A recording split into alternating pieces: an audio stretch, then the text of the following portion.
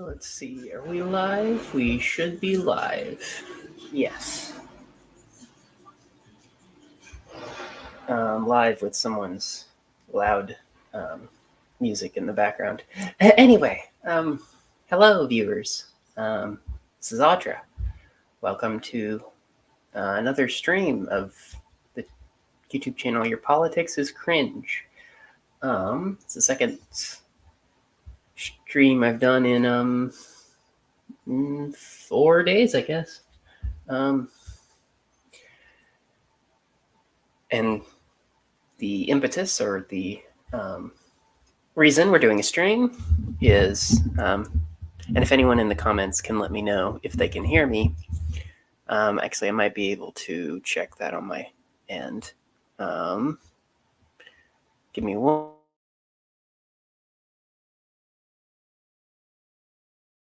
I guess I shouldn't mute myself if I'm trying to check my own audio.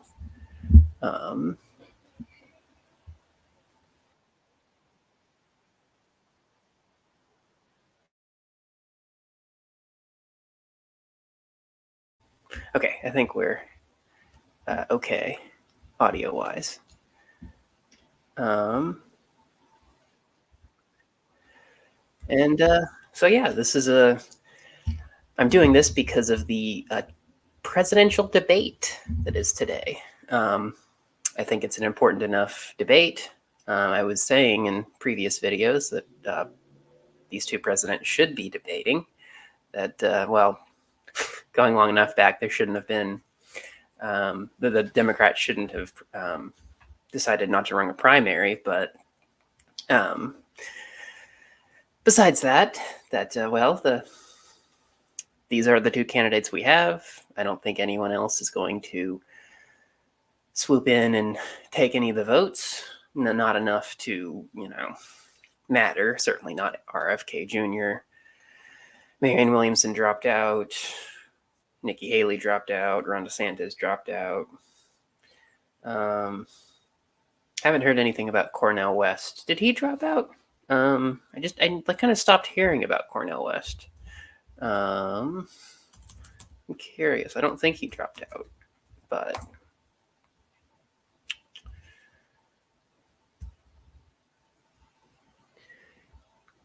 I think he was having trouble with ballot access.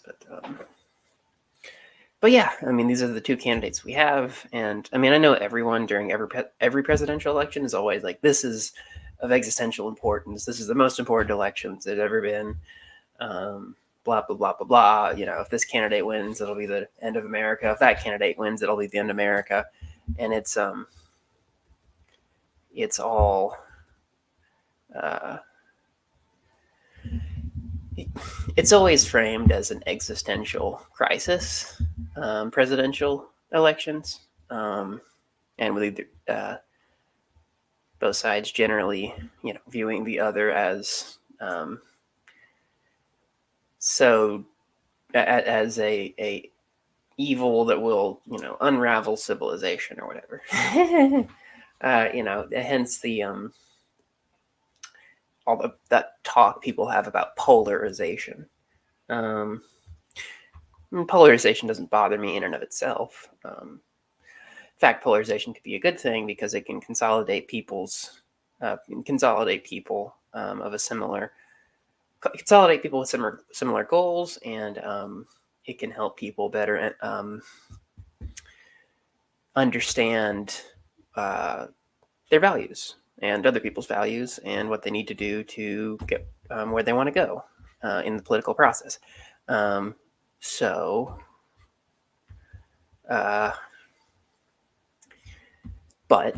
I guess I only bring all this up because I think there is a difference, and I know some people out there would disagree with this, say I've become too conformist, too complacent, too liberal, but become too status quo, too mainstream. But I think there is a difference between this election and many elections previous, the many elections that happened previously. And that's just because Donald Trump the convicted felon who's running for president. He's a wild card. He's a wild card. I was just talking to a friend earlier today about the devastating impact that Project 2024 could have, and how some people are like downplaying, what 2024 means. And but no, it's real. It's a real threat. I was also just watching, or a little bit ago, I was watching a Kyle Kalinske video from Secular Talk, and he was talking about how people in Trump's orbit are already planning to vet people so well that, there aren't any dissidents in any positions of power, that they're all going to be sycophants for Donald Trump. They're all going to do his bidding, and that'll just make everything smoother for him and his lackeys, but could lead to devastating consequences for the country. Now, I've said this multiple times now. I'm a broken record at this point. I still lean towards, I think Joe Biden will manage. I think he'll squeak by. Despite all his efforts to make it easier for Donald Trump by just doing such terrible things. And it's not even that he's done a lot of terrible things, but the things that he has done that are terrible are like incredibly terrible. Particularly funding a genocide in Palestine and doubling down when people criticize him for it. Even his own wife, I found out, even his own wife, I guess, Jill Biden, she doesn't agree with Joe Biden on this. She thinks he's being she thinks he's gone too far in regards to Israel and Palestine. He won't even hear it from his wife, apparently. So here we have convicted felon who is more or less trying to play monarch if he gets reelected. And we have an old school politician who is viewed as in massive cognitive decline, even though Trump is also in massive cognitive decline, but people don't talk about that as much, particularly right-wingers,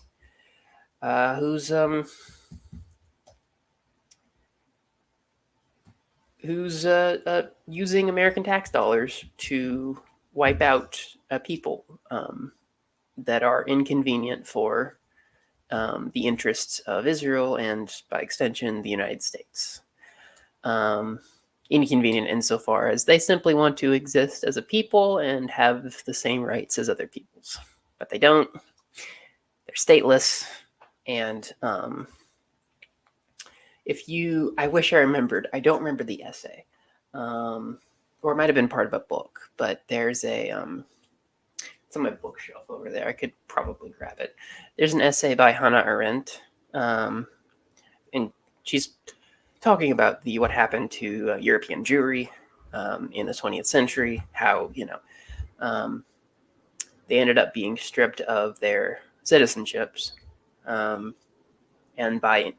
thereby, in turn, were stripped of all basic human rights. And so Arendt's point is kind of like, well, those basic human rights, those universal human rights, are inextricably linked with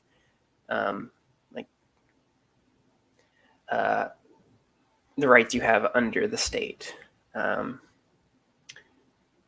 inextricably linked with your country, your nation, or whatever. Not that she wasn't like a nationalist or anything. It's just to say that if there's not a governing body in your country that will uphold your rights, then you don't have rights.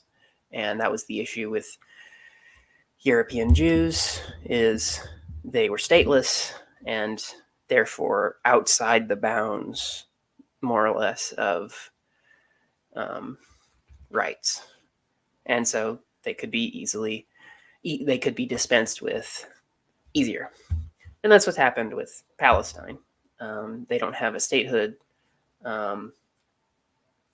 even though many more countries are recognizing Palestinian statehood or trying to recognize Palestinian statehood, they don't have an official state. And Israel and the United States obviously don't recognize any official Palestinian state, and so therefore, again, they're out of the bounds of rights. I didn't mean to go on a rant about Palestine,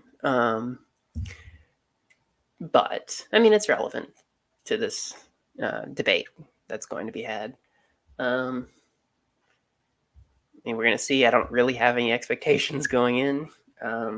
Going in completely wide-eyed and open-minded, and just to see who I think comes out on top at the end. In the past, like Trump has wiped the floor with his in his debates. Like I still look at, you can still watch old clips of like the 2016 Republican debates, and Trump just mops the floor with everybody. And honestly, a lot of times it's hilarious because he like called out like Republicans at the time for hypocrisy or nonsense or whatever. But who knows if his political instincts have definitely declined, or I don't know if they've declined or if he's just absorbed the too much from the right-wing cesspool to see straight. Not that he ever saw straight, but in 2016 he wasn't in the swamp. I mean, well, let me rephrase that. He was in the swamp insofar as he comes from a privileged background and rubs shoulders with politicians, but he wasn't an active politician before 2016. I mean, I think he made a couple vague attempts in the past to run, didn't really get very far, and then he did in 2016. So he became, a greater political force in 2016 that he hadn't been, for his entire life. So,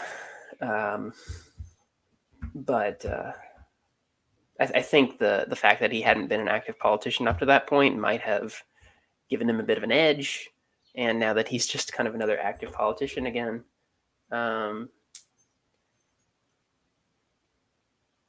that he's lost the edge. Well, I guess a retired active politician, more like I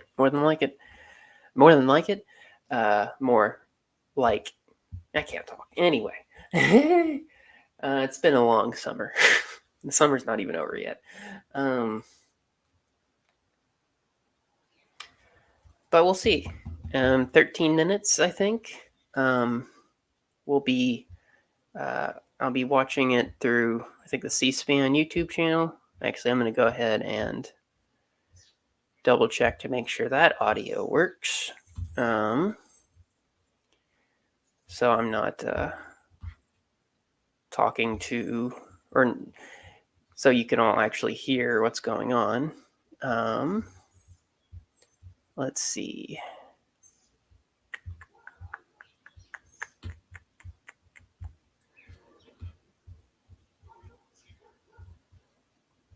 Won in the Oval Office. He put forth a comprehensive plan, sent it to Congress that he has consistently worked.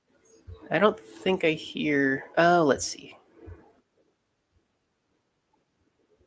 On this issue, but I think the big weakness for Trump on this issue is okay. It's I think it works. So it should be good, or we should be good rather.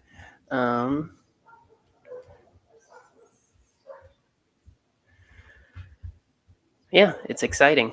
Well, it's also something to dread in a way.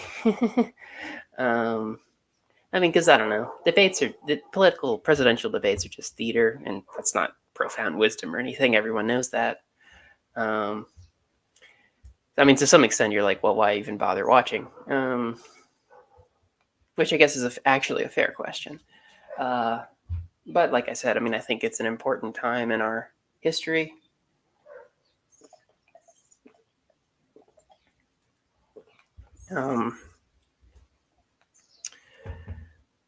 It's an important time in our history, and I think it's important to, hear what the candidates actually have to say. So you can actually judge for yourself who, is the better one. I mean, this debate isn't going to change that for me. By which I mean, I've never liked Donald Trump. And I didn't have, my opinion about Joe Biden kind of neutral during the Obama administration. And then as I got older and a bit more politically knowledgeable and learned more about his record, I began to distinctly dislike him. But with the knowledge that, or with the understanding that he is better than Trump. Hands down, no questions asked. Like, no way in hell could he be considered worse than Donald Trump. At least that's not conceivable in my mind, just because of how bad Trump is. So, I mean, this debate isn't going to change my opinion of these two men. But I think it could pinpoint, the strengths and weaknesses of both candidates. And I think it's just important to be politically aware.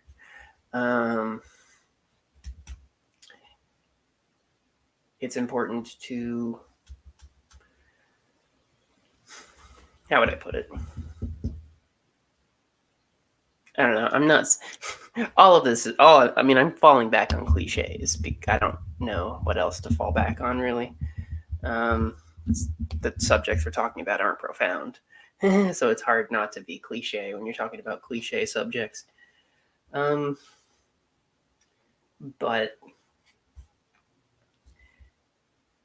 I've been interested in politics more or less since I was in middle school, early teens. And I'm not the most educated or aware person about politics by any means. But I think it's important to try to be, somewhat cognizant of it, and to form opinions about it, educated opinions. Because I think we should all care about the societies that we live in. I think we should care about the state of our neighborhoods. We should care about how our schools are doing. We should care about where our tax dollars are going to. We should care about how the economy is going. I mean, and not just for ourselves, but for our family, for our friends, for our, children and grandchildren and nieces and nephews and all the rest of it.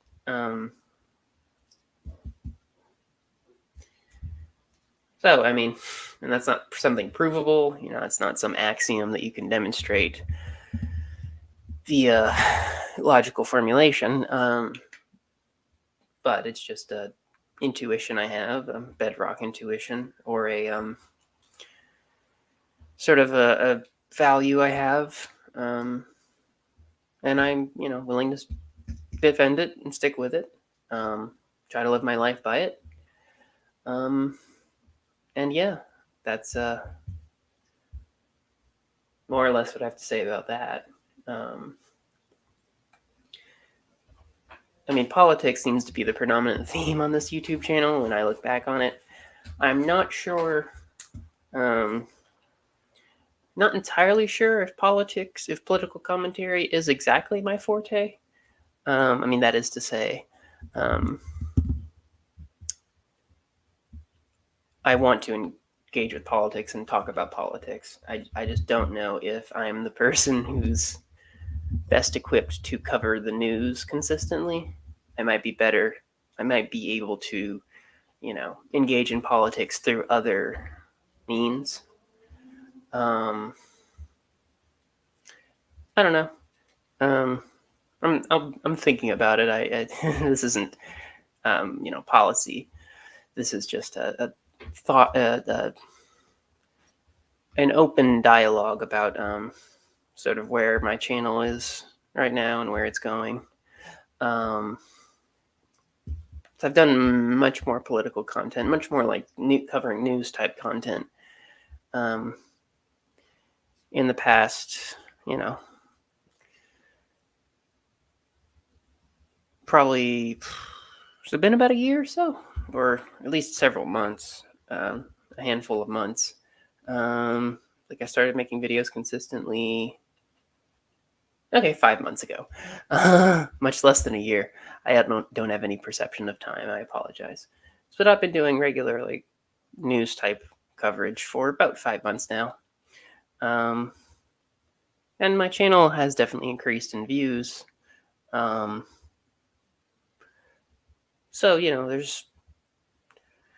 and I think there is a need for more leftists to get their thoughts out there. But I don't know. Sometimes I'm worried I'm not like informed enough to be a political commentator, and I just sometimes wonder if my strengths might be elsewhere. But we'll see. I've kept this channel around for, it has to be about 4 years now or so. So I know I got my 3-year anniversary passed a little bit ago. So it might have been much longer than that, actually. Because the channel started, it's also 5 to 8, so better start watching the C-SPAN stream in a second. Now I've got myself in a hyperfixated on a piece of information, which isn't really that important, but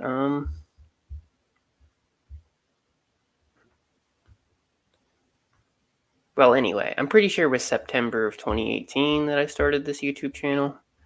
And then I think 2019, sometime in 2019 was when I filmed the first video. I think the beginning of 2019. I guess about 5 years then. Really? Oh my gosh. And I haven't really gotten very far with this YouTube channel.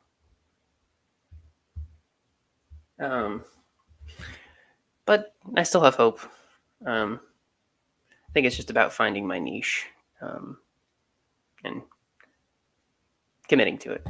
Anyway, so it's about 4 till, so it's probably about time I cease my incessant rambling and just get on with watching the debate. Safely removes pore gunk. Just like that. The #1 trusted blackhead remover. Biore. Things that really turn off those moderate voters who are going to be decisive in this election. Matt Gorman, how are you, if you're the Trump team, framing this issue? They're up on double-digit points on this if you poll. Absolutely. They think it's one of their best issues, if not the best issue. But do they need to be careful about how they approach it? I think in some respects, but look, the Overton window has shifted on this issue just in the last 5 years. I mean, we've been doing this for a long time. We had always talked about when it came to immigration, there was border security, but there's also some sort of legal status, citizenship conversation. That has been pushed aside because this issue is so potent on the border security part. And I think one thing also speaks to the potency of the issue is the Biden team felt the need to not only rely on that attack about kind of scuttling the deal, they felt they needed to do something on the executive order. They feel they needed to go further. If that wasn't the case, if they felt they were winning on that issue, they wouldn't need to go on the executive order. And so I feel like, again, bring it back to immigration as much as possible. Crime, safety, immigration, those are his, no pun intended, safe grounds he can pivot back to. What are these very different approaches to preparing for this critical? Okay, looks like there's about 10 minutes left, actually, to the debate. And some just talking heads talking about, strengths, that what the strengths that each candidate should play on. So we'll oh shoot, I lost there it is. No, that's the CNN one. Shoot, I was looking at the C-SPAN one. That's the one I wanted. Presidential campaigns. So yeah. Oh, 1 minute. All right. Never mind. Back on, I guess. Oh, that's CNN. Now we can do the CNN one. It's fine. Duel being fought on new ground.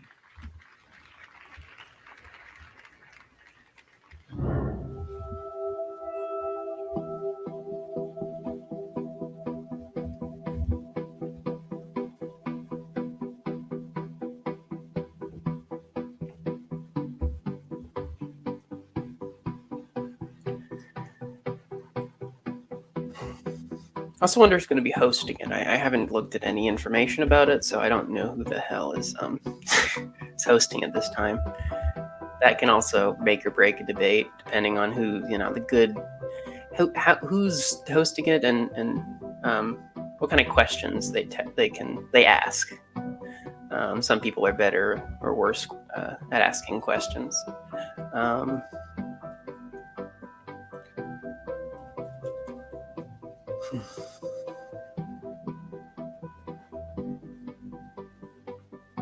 3, 2, 1.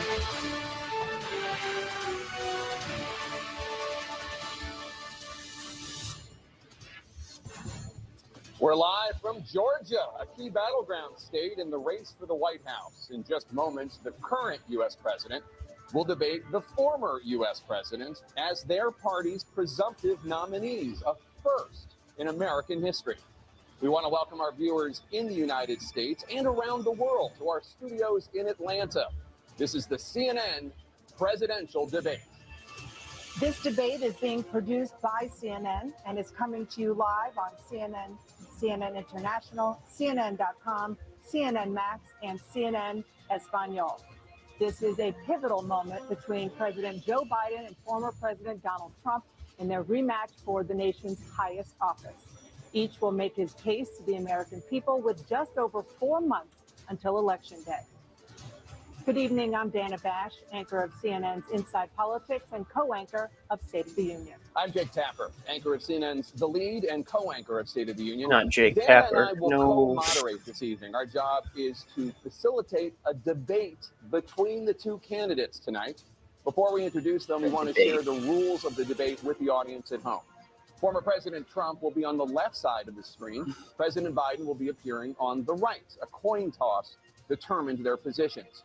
Each candidate will have 2 minutes to answer a question and 1 minute each for responses and rebuttals. Oh, is it not even? They're not even live. Minute for follow-up, like clarification, doing it on or response screens. is at the moderator's discretion. When it's time for a candidate to speak, his microphone will be turned on and his opponent's microphone will be turned off. COVID really If the candidate interrupts when altered his our microphone world. is muted, he will be difficult to understand for viewers at home. At the end of the debate, each candidate will get 2 minutes for closing statements. There is no studio audience tonight. Pre-written notes, props, or contact with campaign staff are not permitted during the debate. By accepting our invitation to debate, both candidates and their campaigns agreed to accept these rules. Now, please welcome the 46th President of the United States, Joe Biden. Oh, thank God. I was worried it was going to be on Zoom or something. That would have been terrible. Biden doesn't look good, though. The more I see Joe Biden, the more he just really looks And please terrible. welcome the 45th President of the United States, Donald Trump. Okay, here he looks a little better than he has. Maybe his head is onto his tanning Gentlemen, head or thanks so something. much for being here. Let's begin the he's also debate, looked and let's bad start recently. with the issue that voters Anyway. consistently say is their top concern, the economy. President Biden, inflation has slowed, but prices remain high. Since you took office, the price of essentials has increased. For example, a basket of groceries that cost $100 then now costs more than $120. And typical home prices have jumped more than 30%. What do you say to voters who feel they are worse off under your presidency than they were under President Trump? We got to take a look at what I was left when I became president, what Mr. Trump left me. We had an economy that was in free fall. The pandemic was so badly handled. Many people were dying. All he said was, it's not that serious. Just inject a little bleach into your arm. You'll be all right. The economy collapsed.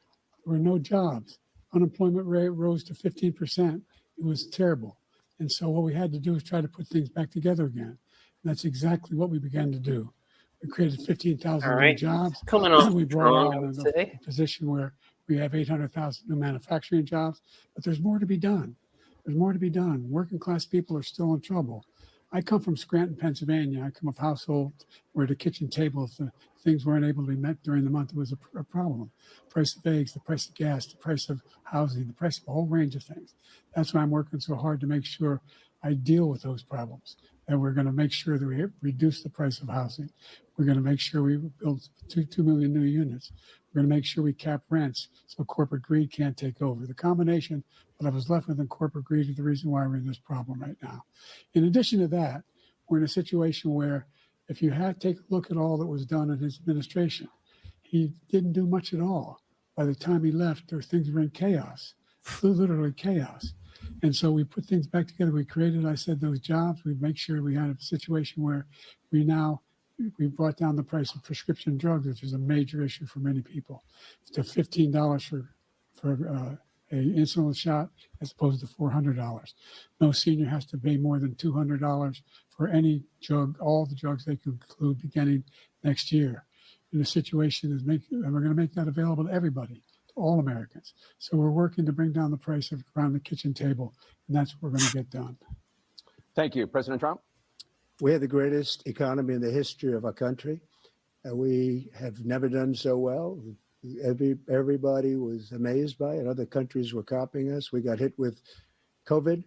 And when we did, we spent the money necessary so we wouldn't end up in a Great Depression, the likes of which we had in 1929.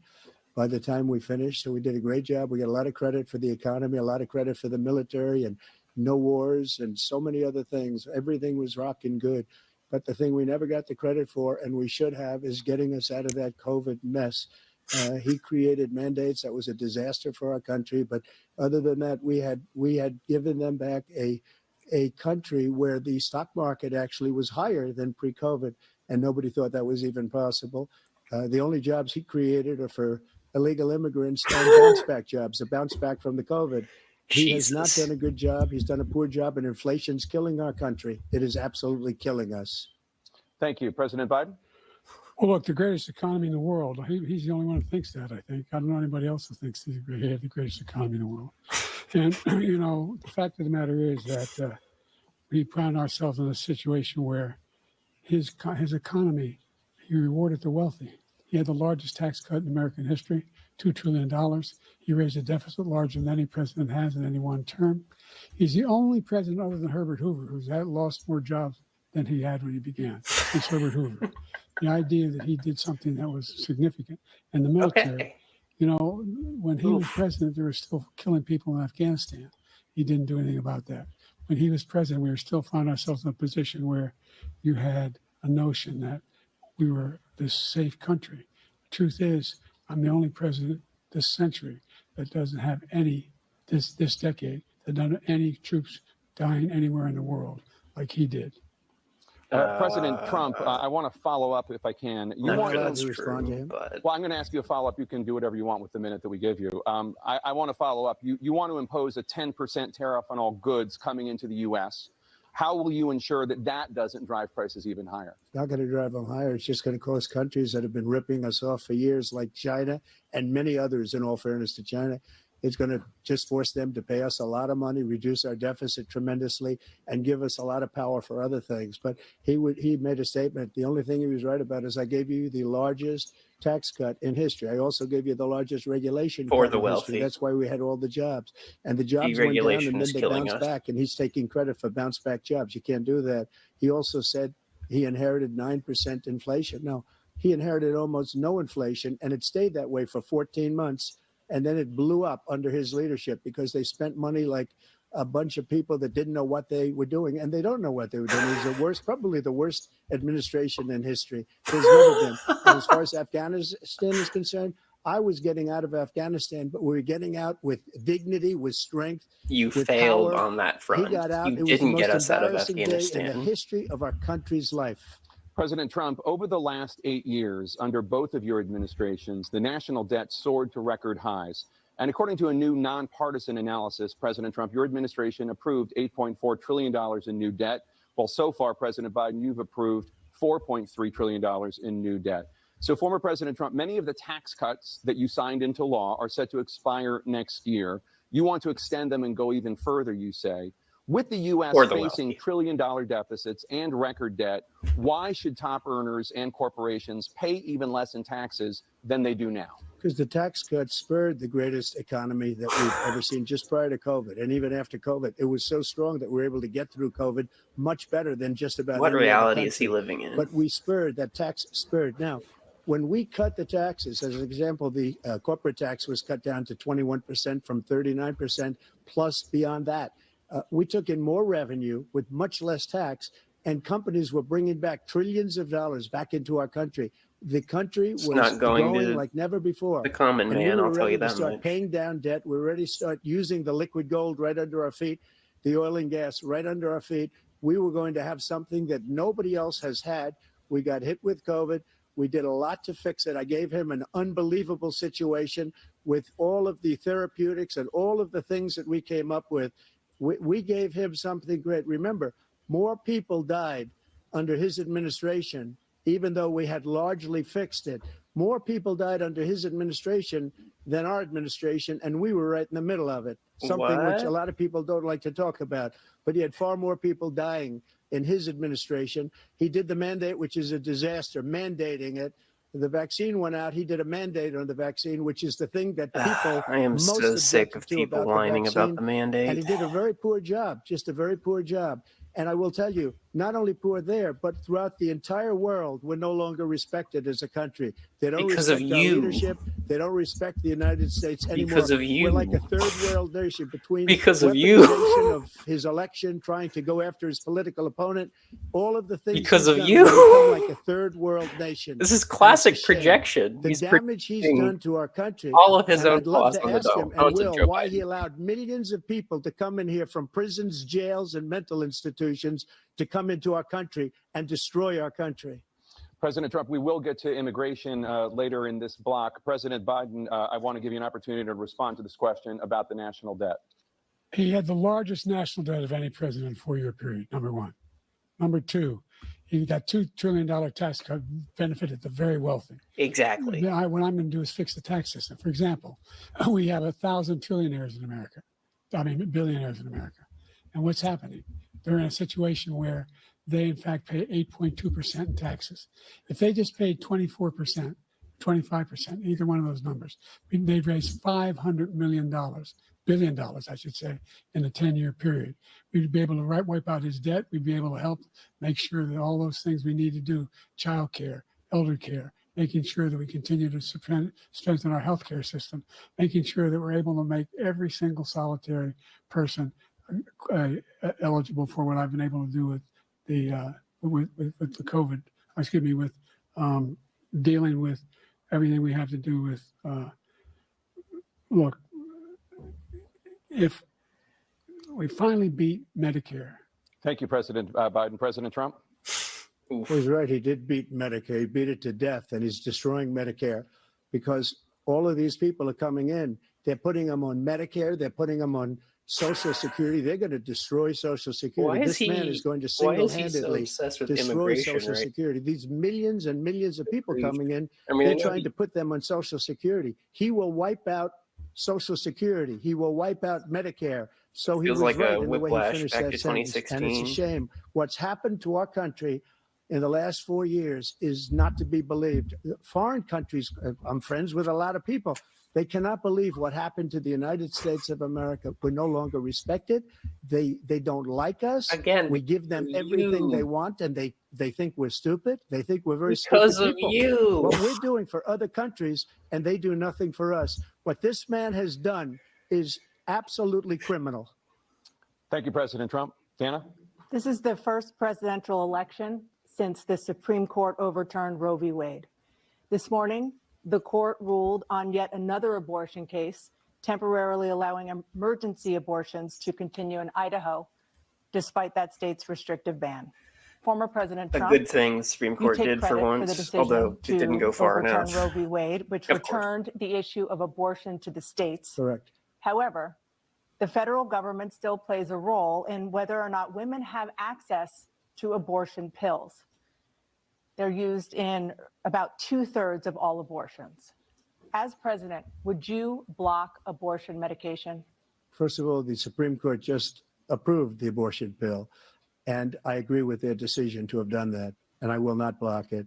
And if you look at this whole question that you're asking, complex, but not really complex. 51 years ago, you had Roe v. Wade, and everybody wanted to get it back to the states. Everybody, without exception. Democrats, Republicans, liberals, conservatives, everybody wanted it back. Religious leaders. And what I did is I put 3 great Supreme Court justices on the court, and they happened to vote in favor of killing Roe v. Wade and moving it back to the states. This is something that everybody wanted. Now, 10 years ago or so, they started talking about how many weeks and how many this, getting into other things. But every legal scholar throughout the world, the most respected, wanted it brought back to the states. I did that. Who is this Now everyone the he states speaks are working of? it out. If you look at Ohio, it was a decision that was an end result that was a little bit more liberal than you would have thought. Kansas, I would say the same thing. Texas is different. Florida is different. But they're all making their own decisions right now. And right now, the states control it. That's the You vote can't of the legislate people. right, Like sir. Ronald Reagan, I That believe doesn't in the work out exceptions. well. I am a person that believes. And frankly, I think it's important to believe in the exceptions. Some people, you have to follow your heart. Some people don't believe in that. But I believe in the exceptions for rape, incest, and the life of the mother. I think it's very important. Some people don't. Follow your heart. But you have to get elected also. And because that has to do with other things. You got to get elected. The problem they have is they're radical because they will take the life of a child in the 8th month, the 9th month, and even after birth. After birth. If you look at the former governor of Virginia, After birth. he was willing to do this. He said, we'll put the baby aside and we'll determine what we do with the baby, meaning we'll kill the baby. There are no... What happened Infanticide we is brought not it legal back in to this the states, country. and the Never country was. is now coming together on this issue. It's been a great thing. Thank you. President Biden? It's been a terrible thing, what you've done. The fact is that Exactly. the vast majority of constitutional scholars supported Roe when it was decided. Supported Roe. And that's this idea that they're all against it is just ridiculous. And this is the guy who says the state should be able to have it. We're in a state where in 6 weeks, you don't even know whether you're pregnant or not, but you cannot see a doctor and have him decide on what your circumstances are, whether you need help. The idea that states are able to do this is a little like saying we're going to turn civil rights back to the states. Exactly. Each state have a Oh my different God. role. I've never agreed But for more with so Joe many young Biden in women, my life. including Jesus. a young woman who just was murdered, and he went to the funeral. The idea that she was murdered by an immigrant coming in, they talk about that. But here's the deal: there's a lot of young women who are being raped by their in-laws, by their spouses, brothers and sisters. Just because Trump believes in it's just exceptions ridiculous, doesn't mean and they can so do this- nothing about it. And they try to arrest them when they cross state lines. Thank you. colleagues do. There have been many young women murdered by the same people he allows to come across our border. We have a border that's the most dangerous place Why is he anywhere in the world. obsessed with the Consider the border? most I dangerous don't place anywhere in the understand. world. And he opened it up, and these killers are coming into our country, and they are raping and killing women. And it's a terrible thing. As far as the abortion is concerned, it is now back with the states. The states are voting. In many cases, it's frankly a very liberal decision. In many cases, it's the opposite. But they're voting, and it's bringing it back to the vote of the people, which is what everybody wanted, including the founders, if they knew about this issue. You can't which, frankly, legislate they didn't. right. But they would have. Everybody wanted brought No. back. Ronald Reagan wanted it brought back. He wasn't able to get it. Brought up Reagan Everybody wanted twice, it brought brought up back. the and founders. Many presidents had tried to get Benjamin it back. Franklin was I was the pro-abortion, one to by the do way. it. And again, this gives it the vote of the people, and that's where they wanted it. Every legal scholar wanted it that way. Staying on the topic of abortion, President Biden, 7 states, I'll let you do that. This is the same topic. 7 states have no legal restrictions on how far into a Biden looks pregnancy a woman can confused. obtain an abortion. Do you support any legal limits on how late a woman should be able to terminate a pregnancy? I supported Roe v. Wade, which had 3 trimesters. First time is between the woman and the doctor. Second time is between the doctor and an extreme situation. The third time is between the doctor, between the woman and the state. The idea that the politicians, Wait, that what? the founders wanted the politicians to be the ones making decisions about women's health is ridiculous. Woman, It's the last. doctor, No politician should be making those doctor. decisions. A doctor should be making those decisions. That's how it should be run. He explained that. That's what you're going to do. And if I'm elected, I'm going to restore Roe v. Wade.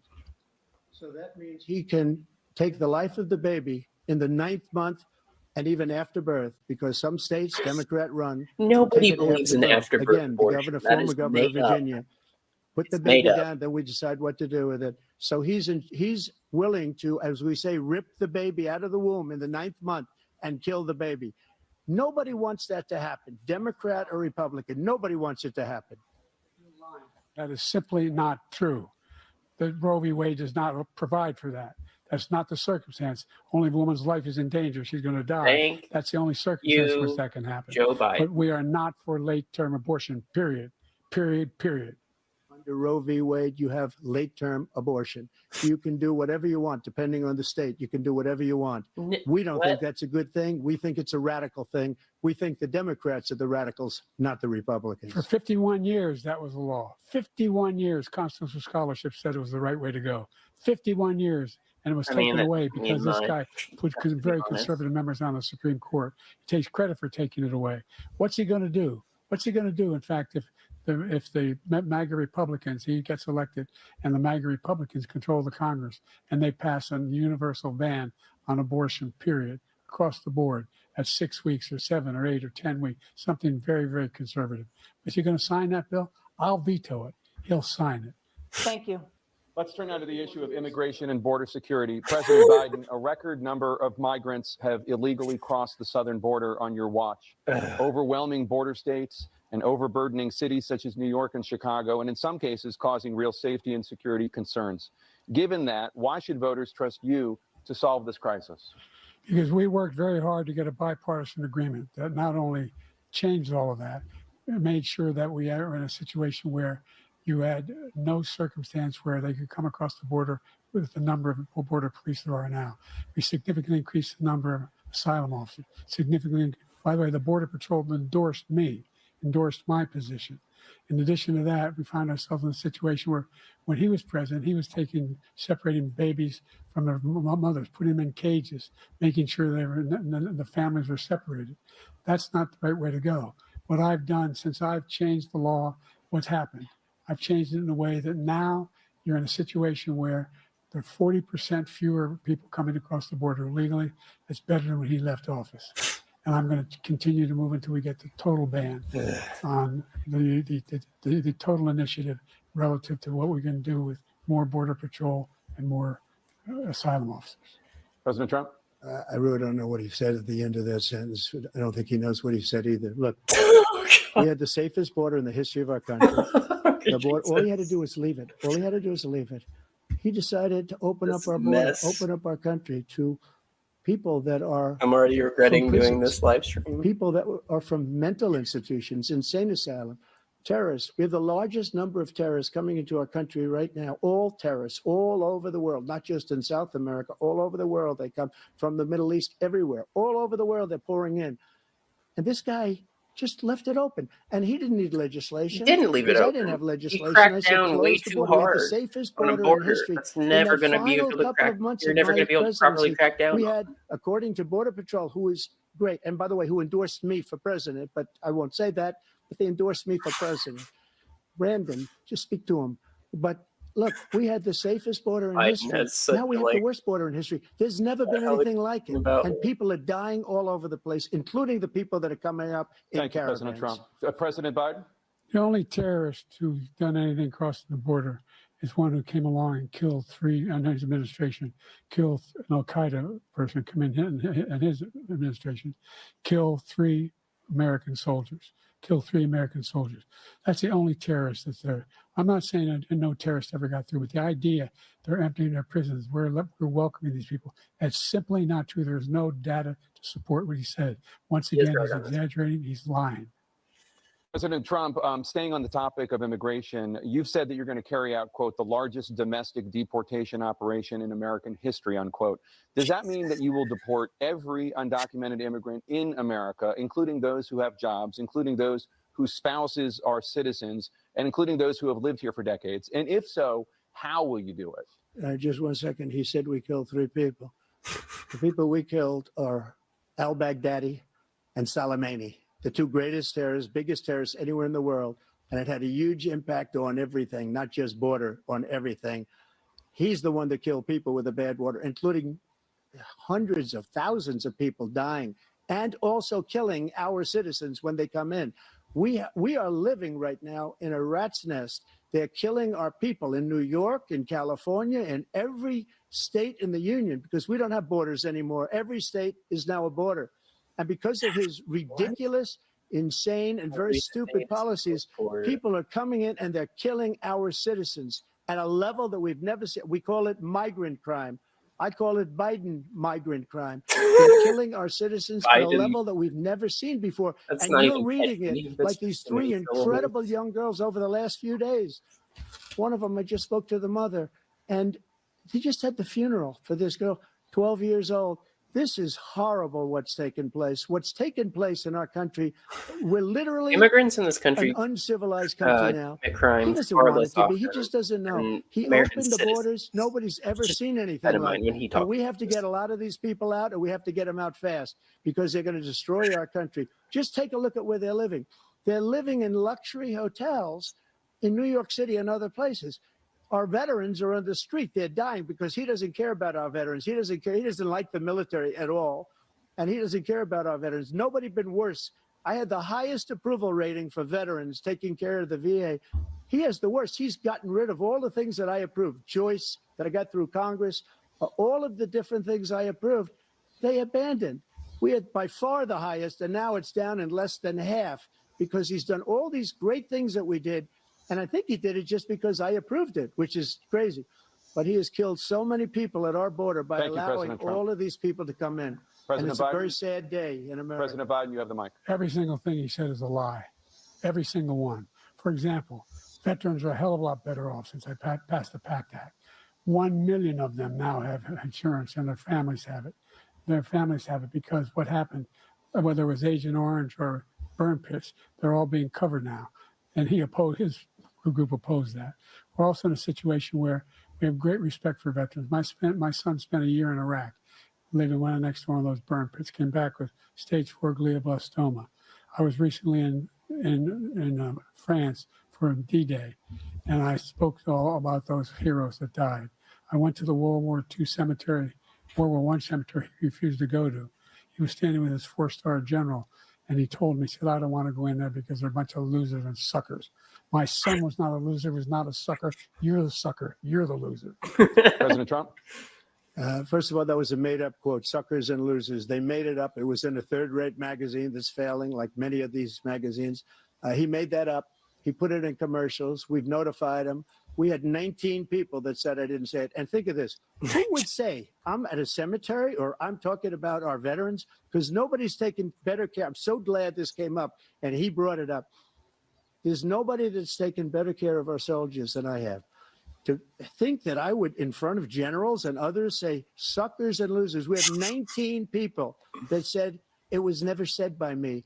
It was made up by him, just like Russia was made up, just like the 51 intelligence agents are made up, just like the new thing with the 16 economists are talking. It's the same thing. 51 intelligence agents said that the laptop was Russia disinformation. It wasn't. That came from his son, Hunter. It wasn't Russia disinformation. He made up the suckers and losers, so he should apologize to me right now. 4-star general standing to your side who was on your staff who said you said it, period. That's number one. And number two, the idea that I have to apologize to you for anything along the line. We've done more for veterans than any president has in American history. And they now are in their family. The only sacred obligation we have as a country is to care for our veterans when they come home and their families and equip them when they go to war. That's what we're doing. That's what the VA is doing now. They're doing more for veterans than ever before in our history. All right. Thank you so much. Let's move to the topic of foreign policy, I want to begin with Russia's war against Ukraine, which is now in its third year. Former President Trump, Russian President Vladimir Putin says he'll only end this war if Russia keeps the Ukrainian territory it has already claimed and Ukraine abandons its bid to join NATO. Are Putin's terms acceptable to you? First of all, our veterans and our soldiers can't stand this guy. They can't stand him. They think he's the worst commander-in-chief, if that's what you call him, that we've ever had. They can't stand him. So let's get that straight. Oh my and they God. like me more than just about any of them.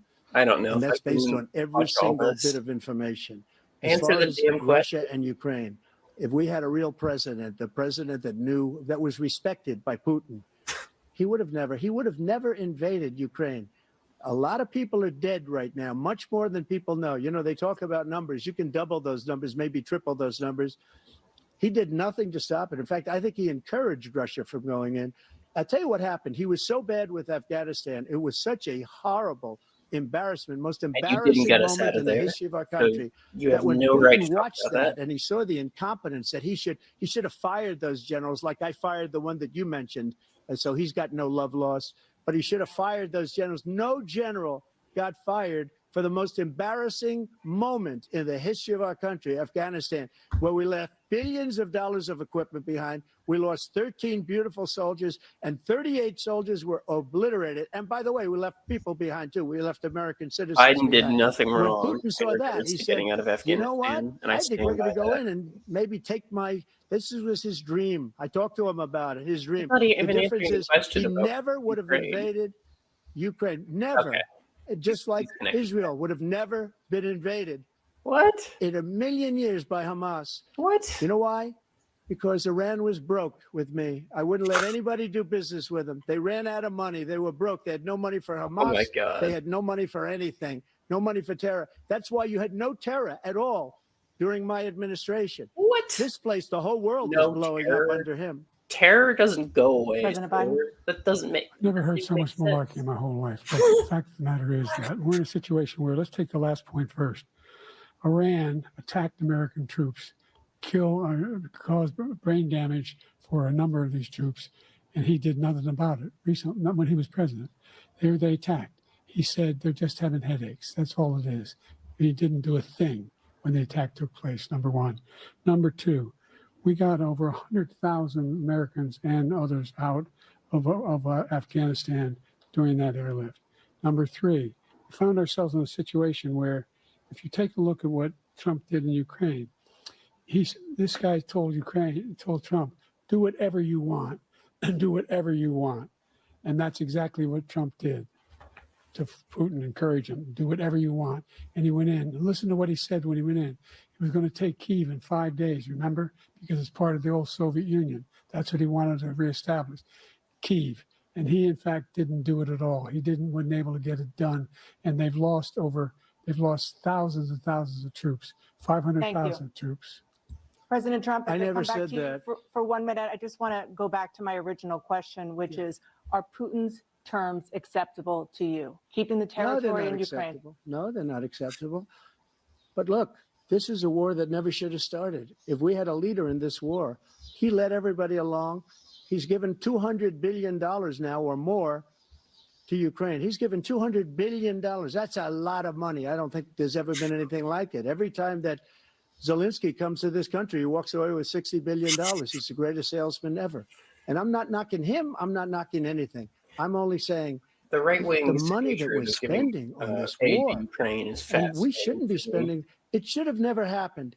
I will have that war Rise of settled isolationism between Putin and Zelensky as about president-elect in this before I take office on January 20th. I'll have that war settled. People being killed Dear God, I so hope not. needlessly, so stupidly, and I will get it settled, and I'll get it settled fast before How? I take office. How? President Biden, you have a minute. You can't just say you're going to The get it fact is settled. that Tell Putin is a tell war us criminal. how. He's killed thousands and thousands of people. And he has made one thing clear.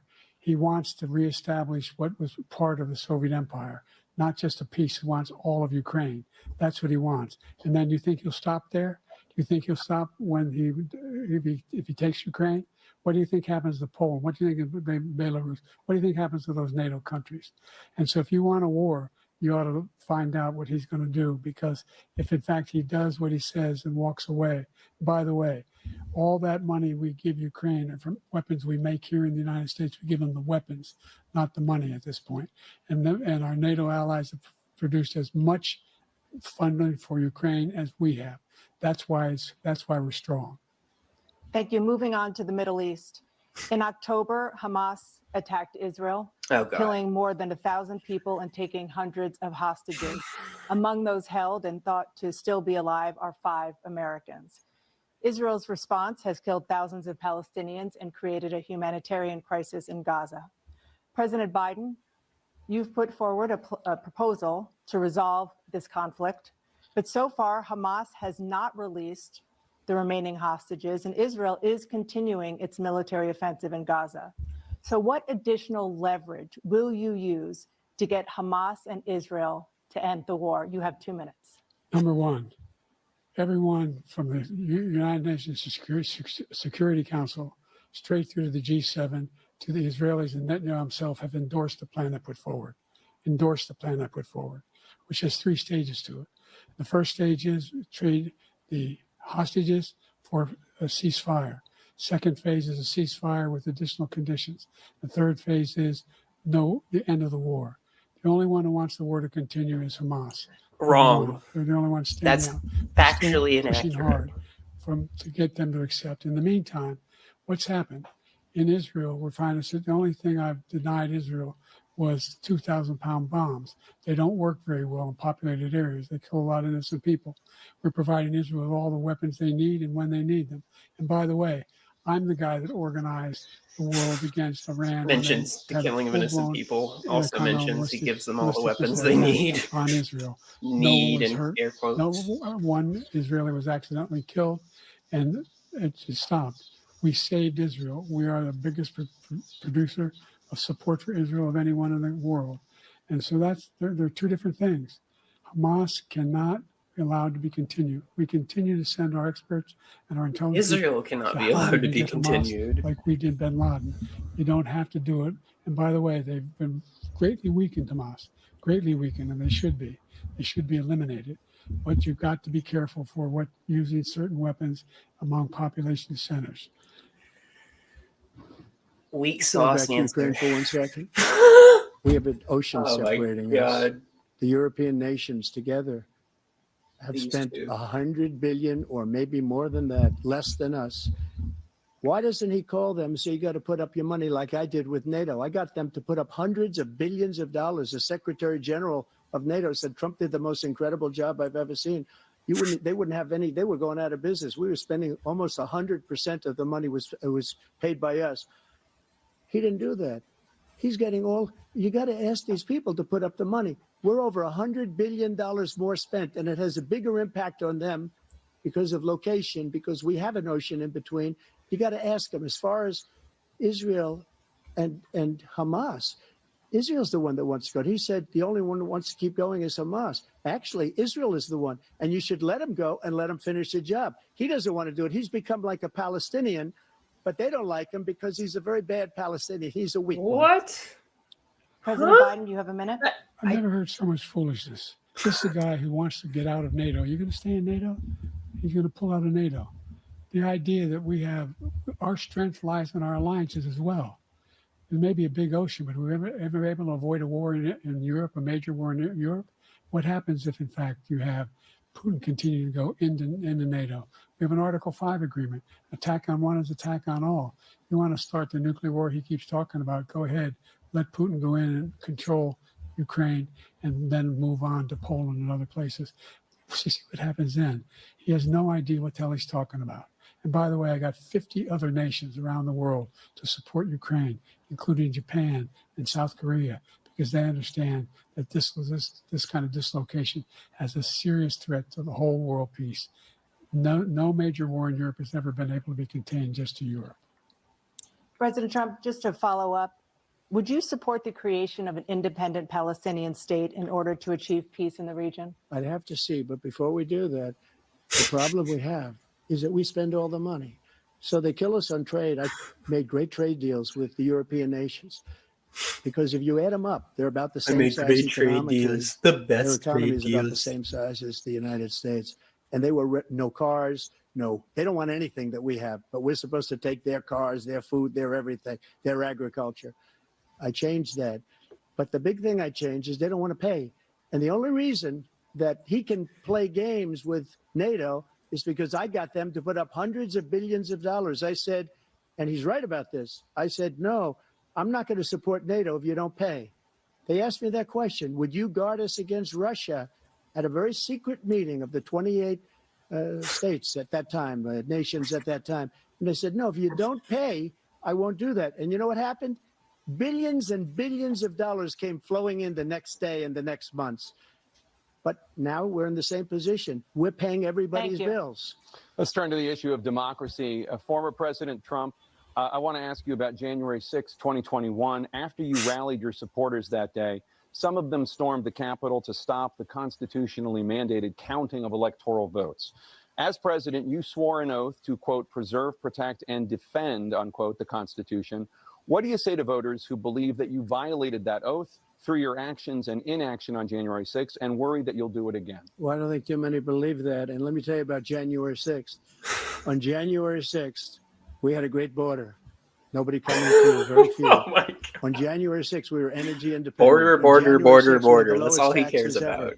We had the lowest My regulations gosh. ever. On January 6th, we were respected all over the world. No, we weren't. All over the world, we were respected. No, we weren't. And then he comes in, and we're now laughed at. We're like a bunch of You're stupid deflecting. people. That what happened to the United States' reputation under this man's leadership is horrible. Answer the including damn weaponization, question. which I'm sure at some point you'll be talking about, where he goes after his political opponent because he can't beat him fair and square. You have 80 seconds left. My question was, what do you say to those voters who believe that you violated your constitutional oath through your actions and inaction on January 6, 2021, and worry that you'll do it again? Well, I didn't say that to anybody. I said peacefully and patriotically. And Nancy Pelosi, Talk if you out of just both sides watched of your the mouth. news from 2 days ago, on tape to her daughter, who's a documentary filmmaker, they say, but she's saying, oh, no, it's my responsibility. I was responsible for this because I offered her 10,000 soldiers or National Guard, and she turned them down. And the mayor of, in writing, by the way, the mayor, in writing, turned it down. The mayor Blames of Nancy DC. Pelosi, of They course. turned it down. I offered 10,000 because I could see, I had virtually nothing to do. They asked me to go make a speech. I could see what was happening. Everybody was saying they're going to be there on January 6th. They're going to be there. And I said, you know what? There's a lot of people coming. You could feel it. You could feel it too, and you could feel it. And I said, they ought to have some National Guard or whatever. And I offered actually, it to her, he's and she the now hero because admits he that saw it she coming. turned it down. He And wanted it was to the provide same the day troops. she was, I don't know, you can't be very happy with her daughter because it made her into a liar. He She wanted said, to I take bring full down the troops on responsibility U.S. soil. for January 6th. And Nancy Pelosi was like, President no. Biden? Look, he encouraged those folks to go up on Capitol Hill, number one. Thank you. I sat in the dining room off the Oval Office. He sat there for 3 hours watching, begging, being begged by his vice president and a number of his colleagues on the Republican side as well to do something, to call for a stop, to end it. Instead, they talked about these people being patriots and great patrons of America. In fact, he says he'll now forgive them for what they've done. They've been convicted. He says he wants to commute their sentences and say that no. He went to every single court in the nation. I don't know how many cases, scores of cases, including the Supreme Court. And they said, no, this guy is responsible for doing what was done. He did do a damn thing, and these people should be in jail. I hate And he agreeing with should Joe be Biden so much. being held accountable. And he wants to let But them all he's out. spitting some And now he facts says if he during loses this again, debate. such He's a spitting whiner some that he facts. is, that there could be a bloodbath. Thank you, President Biden. President Trump? What they've done to some people that are so innocent, you ought to be ashamed of yourself. What you have done, how you've destroyed the lives of so many people. When they ripped down Portland, when they ripped down many other cities, you go to Minnesota, Minneapolis. I what they've swear, done this there, feels like with the 2016 fires again. all With over the this city. If I didn't bring in the National Guard, that hyper-fixation city would have been destroyed. When you look at all on of the they took over big chunks of Seattle. I was all set to bring in the National Guard. They heard that. They saw them coming, and they left immediately. What he said about this whole subject is so off. Peacefully patriotic. One other thing. The Unselect Committee, which is basically two horrible Republicans that are all gone now, out of office, and Democrats, all Democrats, they destroyed and deleted all of the information they found because they found out we were right. We were right. And they deleted and destroyed all of the information. They should go to jail for that. If a Republican did that, they'd go to jail. Thank you, President Trump. President Biden, I want to give you a minute.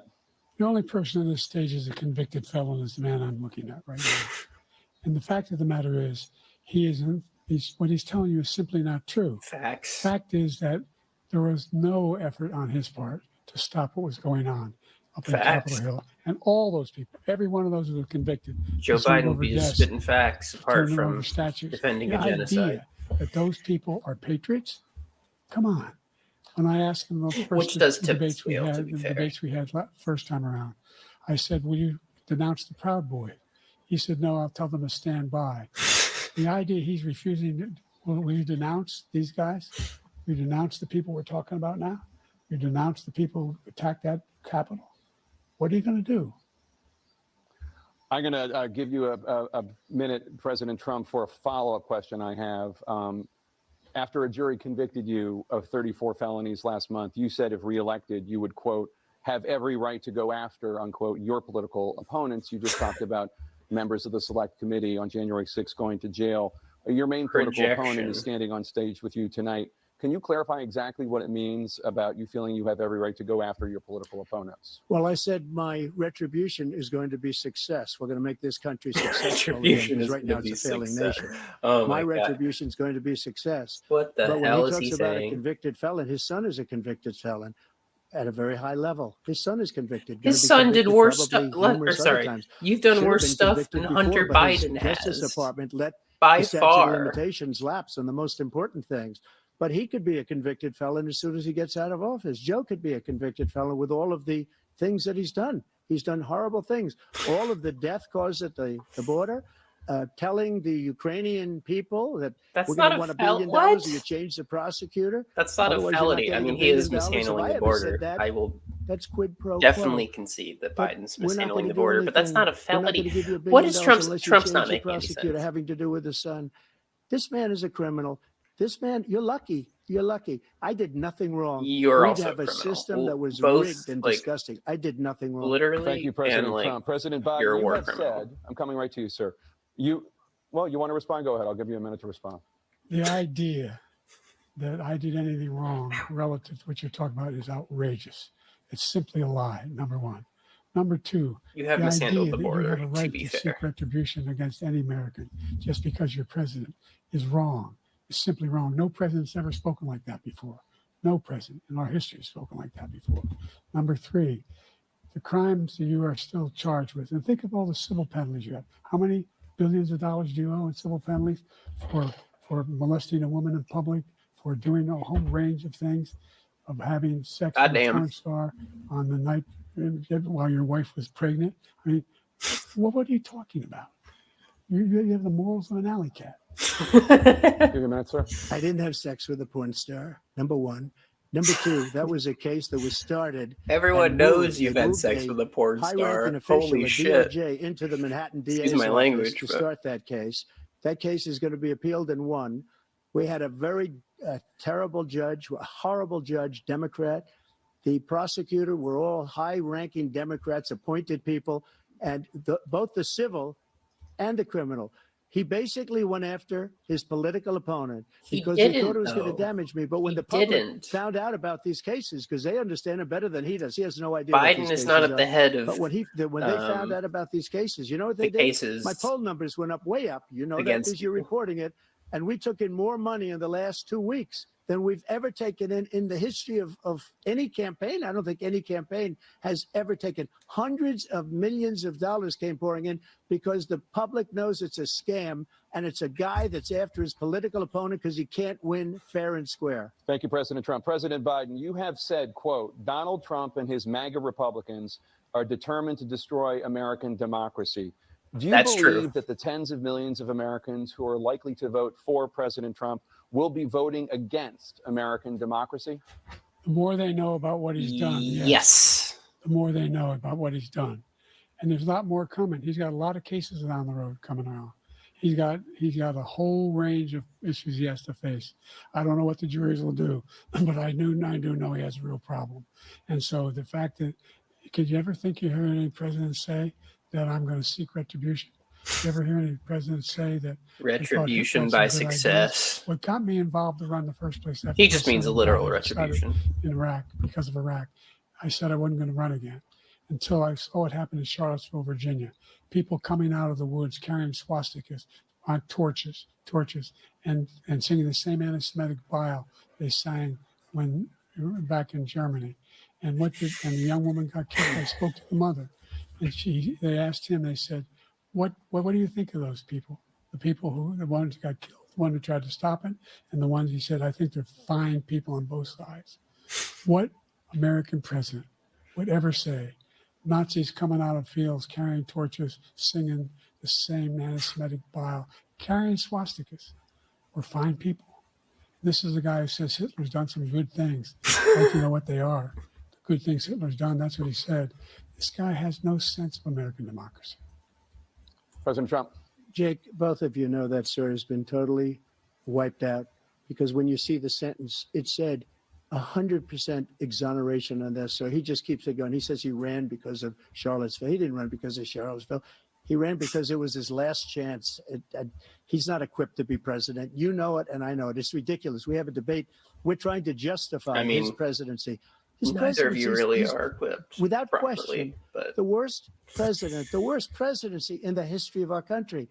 We shouldn't be having a the debate worst about it. There's nothing to presidency debate. in the history of He our made up the country. Charlottesville story, and you'll see it's debunked all over the place. Every anchor But has you said every it. reasonable anchor has debunked it.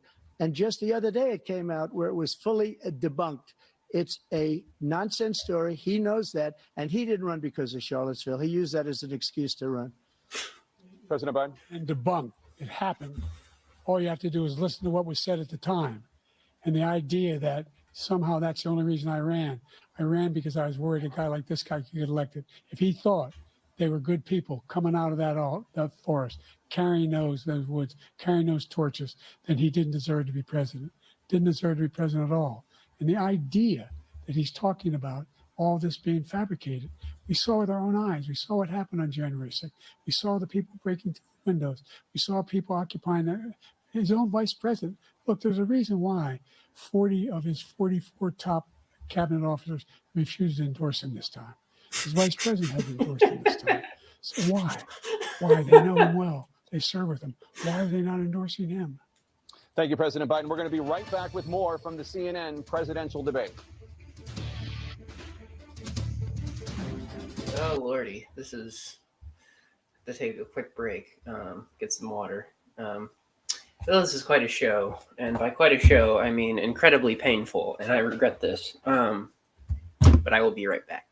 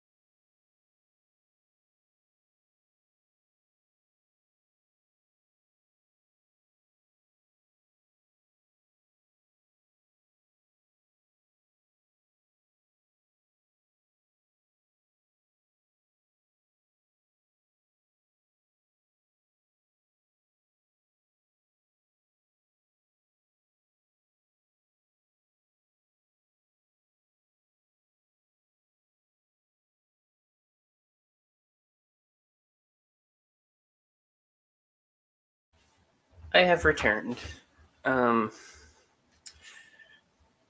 Yeah, I don't really know what to say so far. I mean, I won't. don't want to spoil too much for given that I probably try to give some commentary during the end. But so far, I'm not all that upset about how Biden's doing. I mean, he's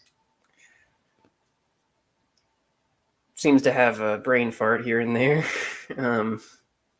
Occasionally, he's not making sense, but for the most part, he's hitting Trump hard with the facts. He's hitting Trump hard with policy facts and just facts about, stuff Trump himself has done. Hammering home that he's a convicted felon, hammering home that his sexual assault conviction, hammering home his sympathy for fascists and Nazis.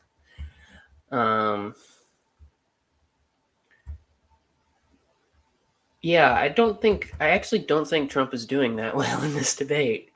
We'll see what voters think, and we'll see how the rest of the debate goes. But I guess I've already said this, but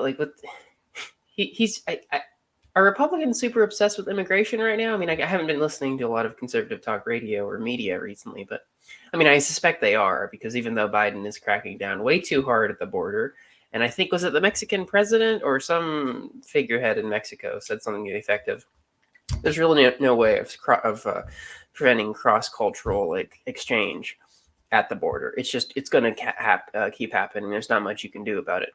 And that's correct. But, Biden's trying to crack down on immigration.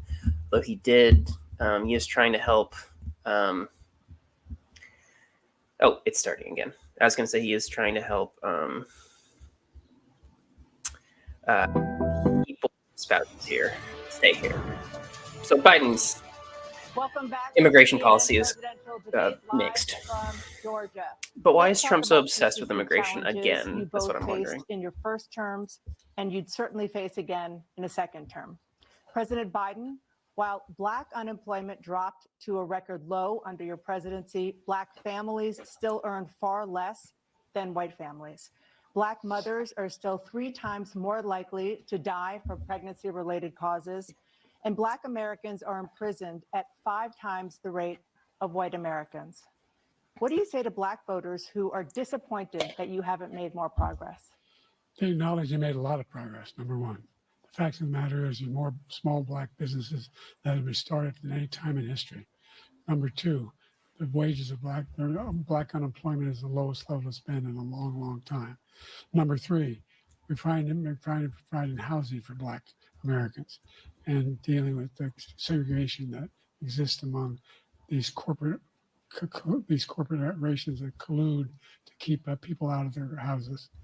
And in addition to that, we find that the impact on the choice that Black families have to make relative to childcare is incredibly difficult.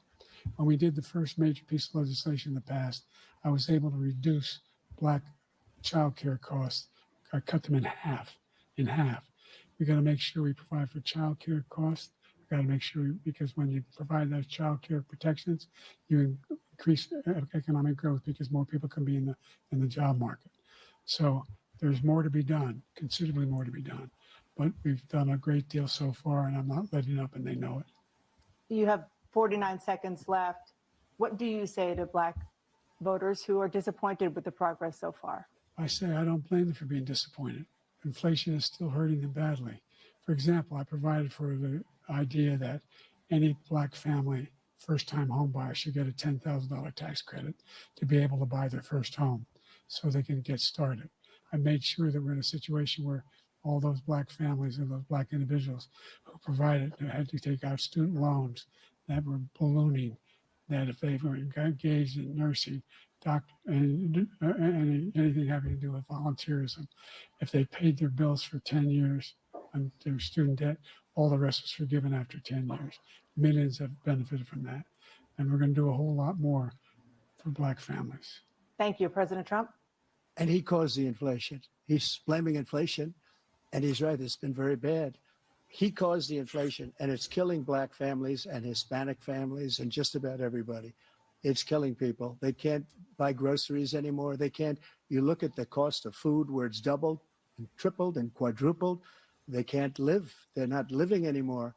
He caused this inflation. I gave him a country with essentially no inflation. It was perfect. It was so good. All he had to do is leave it alone. He destroyed it with his Green New Scam and all of the other all this money that's being thrown out the window. God. He caused inflation. How much, As sure as you're sitting there, I feel like the people fact over is that exaggerate the his power that big the president kill has over the on the economy. black people That's just is a the side millions note. of people that he's allowed to come in through the border. They're taking black There's only jobs so much now. a president And it can could do. be 18, it could be 19, and even 20 million people. But They're people taking black associate what jobs, happens and under they're a taking Hispanic president's jobs, and you haven't seen it administration yet, with but the you're going to president see himself. something that's going to be the worst in our history. Thank you. President Biden? There was no inflation when I became president. You know why? The economy was flat on its back, 15% unemployment. He decimated the economy, absolutely decimated the economy. That's why there was no inflation at the time. There were no jobs. We provided thousands of millions of jobs for individuals who are in all communities, including minority communities. We made sure that they have health insurance. We have covered, if the ACA has increased, I made sure that they're $8,000 per person in a family to get written off for health care. But this guy wants to eliminate that. They tried 50 times. He wants to get rid of the ACA again, and they're going to try again if they win. We find ourselves in a position where the idea that we're not doing any, we put more police on the street than any administration has. That's not a thing to we're providing for equity. be proud equity of, and making Mr. sure people Biden. get shot. President to make Biden. it.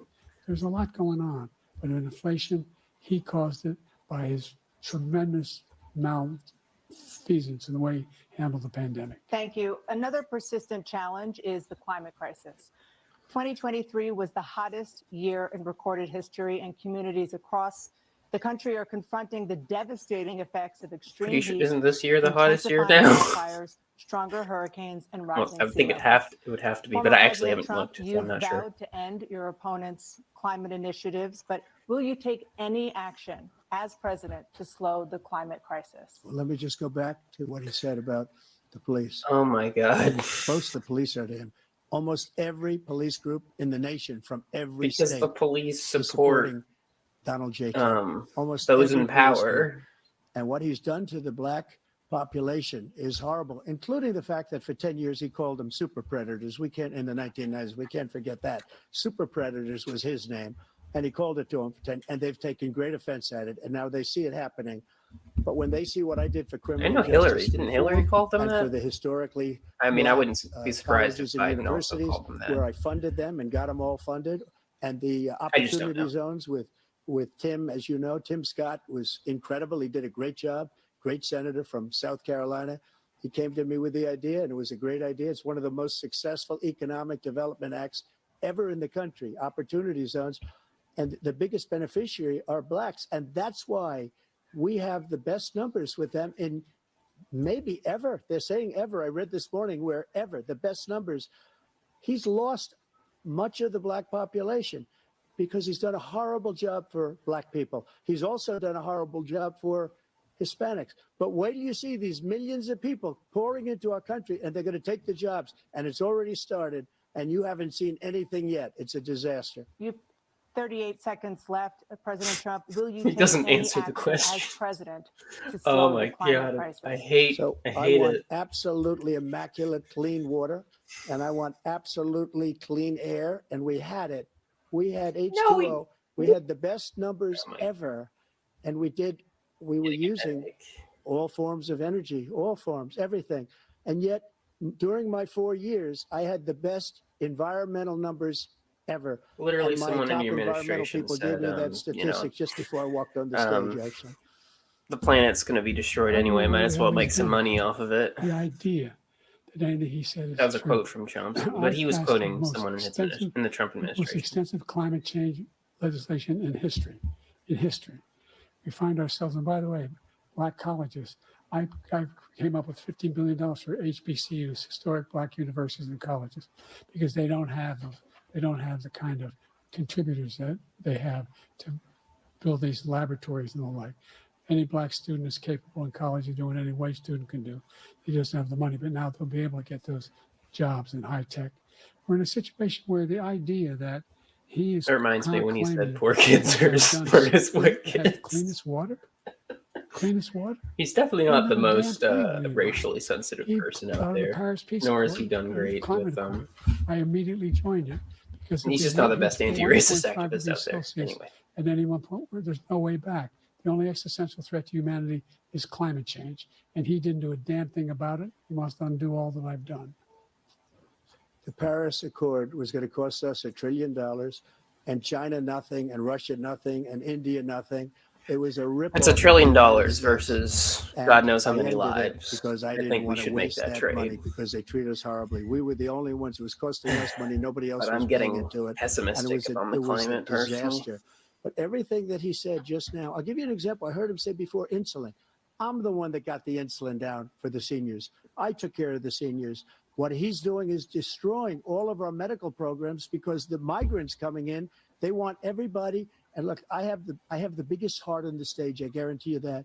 And I want to take care of people. Biggest heart But we're on the destroying our stage. country. Oh my They're God. taking over our schools, our hospitals. I have the and they're gonna be biggest taking heart over on the Social stage. Security. He is I have destroying the Social biggest Security, heart. Medicare, and Medicaid. I pet all the babies, all the puppies. The idea is that we, in fact, we were the only ones of consequence who were not members of the Paris Accord. How can we do anything? We're not able to, the United States can't get it under control. Exactly. We're the largest polluters in the world, number one. We're making significant progress. Exactly. By 2035, we will have cut pollution in half. We have made significant progress, and we're continuing to make progress. We set up a climate corps for thousands of young people will learn how to deal with climate, just like Peace Corps. And we're moving in directions that are going to significantly change the elements of cause of pollution. But the idea that he claims that he has the biggest heart up here and he's really concerned about pollution and about climate, I've not seen any indication of that.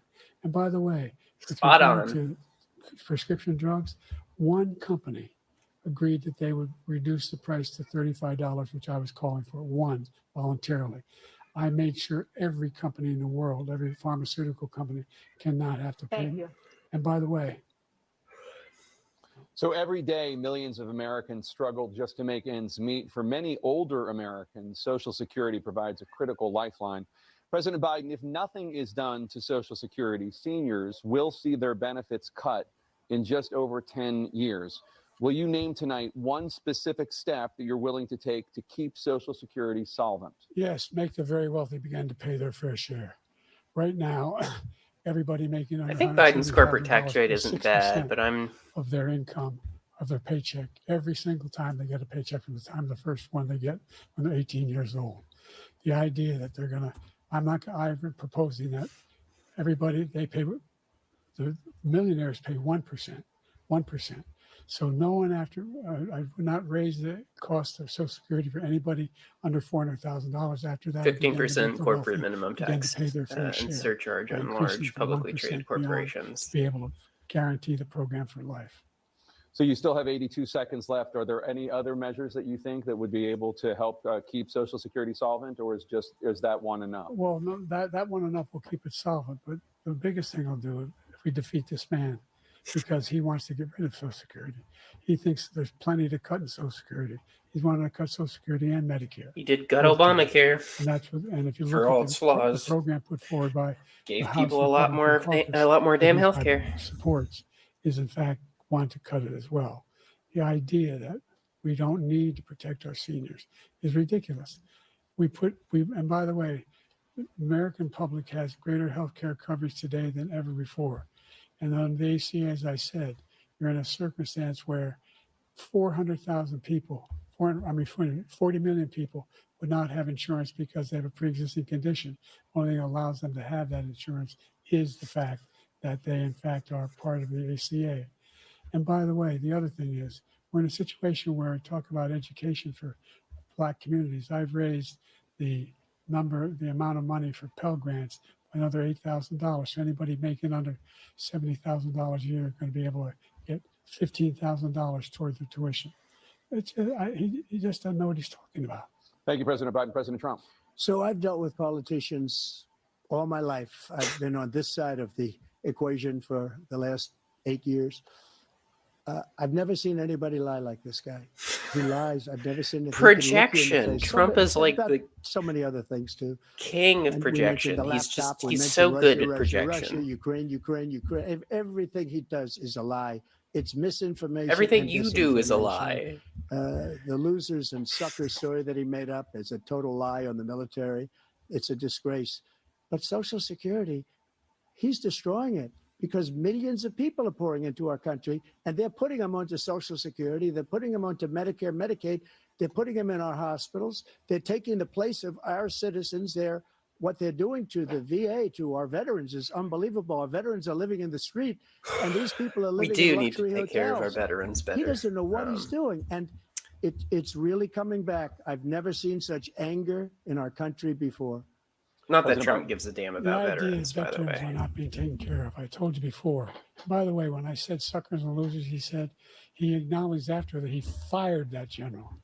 That general got fired because he's the one that acknowledged that that's what he said. He was the one standing with Trump when he said it, number one. Number two, the idea that we're going to be in a situation where all these millions and millions, the way he talks about it, illegal aliens are coming into the country and taking away our jobs. There's a reason why we have the fastest growing economy in the world, the reason why we have the most successful economy in the world. We're doing better than any other nation in the world. And by the way, those 15 Nobel laureates he talked about being phony, those 15 Nobel laureates, economists, they all said that if Trump is reelected, we're likely to have a recession and inflation is going to increasingly go up. And by the way, worst president in history, 159 presidential scholars voted for him the worst president in the history of the United States of America. That's true. President Biden, thank you so much. Let's turn to the cost of child care, which many American families struggle to afford. President Trump, both you and President Biden have tried to address this issue. But the average cost of child care in this country has risen to more than $11,000 a year per child. For many families, the cost of child care for 2 children is more than their rent. In your second term, what would you do to make child care more affordable? Just to go back, the general got fired because he was no good. And if he said that, that's why he made it up. But we have 19 people that said I didn't say it, and they're very highly respected, much more so than him. The other thing is, this is killing me. He doesn't fire people. He never fired people. I've never seen him fire anybody. I did fire a lot. I fired Comey because he was no good. I fired a lot of the top people. You fired people at the FBI because they were no good. Not easy to fire people. You'd pay a price for it, but they were no good. You're thin-skinned and can't stand other people disagreeing with you. Him. This guy hasn't fired anybody. He never fires. That doesn't mean anything. Every military man that was involved with that Afghan. The hell does that mean? I feel like such a Biden stand during this debate, and I don't want Biden stand. Did you fire anybody? Did you fire anybody that's on the border that's allowed us to have the worst border in the history of the world? Did anybody get fired? Everything Trump says doesn't make any sense. Many from prisons. I don't even know if that makes sense. Nothing he says makes sense. That's what I was trying to say. Our country to be destroyed. Joe, our country is being destroyed as you and I sit up here. You're destroying it. In this debate. This shouldn't be a debate. He is the worst president. He just said about me because I said it. But look, he's the worst president in the history of our country. He's destroyed our country. Now all of a sudden he's trying to get a little tough on the border. He came out with a nothing deal, and it reduced it a little bit, like this much. It's insignificant. He wants open borders. He wants our country cracked to down. He doesn't want open borders. There's no evidence of that. What are you saying? And I don't think we just can't let it happen. If he wins this election, our country doesn't have a chance, not even a chance, of coming out of this rut. We probably won't have a country left anymore. That's how bad it is. He is the worst. I'm beginning to think that's how it's going to be with you. Thank you, President Trump. President Biden. Holy shit. Oh my God. With the United States of America. There's nothing beyond our capacity. We have the finest military in the history of the world. The finest in the history of the world. No one thinks we're weak. No one wants to screw around with us. Nobody. Number one. Number two, the idea that we're talking about worst presidents. I wasn't joking. Look it up or go online. 159 or 58, don't hold me the exact number, presidential historians. They've had meetings. I mean, and they Trump is voted. definitely He in the was the top, worst president in American 5 or history. 10 Worst, worst. best to worst. It's hard They to be said he like, was oh, the who's the worst worst in president? all Who's the of best one? American history. I don't know. That's a fact. I'm not good with That's best not and That's worst not conjecture. You questions. can argue And they're wrong, I think but the that's what they voted. ranking The things like idea that is he kind of weird, willing to particularly do like anything to presidents. deal But with childcare. Trump is definitely in like virtually nothing in childcare. in the category We of should worst significantly increase presidents the child we've care ever tax had. credit. We should No significantly question. increase the availability of women and men or single parents to be able to go back to work. And we should encourage businesses to have. Thank you, President childcare Biden. facilities. President Trump, the question was about what would you do to make childcare more affordable, if you want to take your minute. Just so you I forgot understand, we were talking about childcare. we have polling, we have other things that This is they rate him chaos. the worst because what he's done is so bad. And they rate me, I'll show you, I will show you. And they rate me one of the best, okay? And if I'm The given best. another 4 years, I will be the best. I think I'll be the best.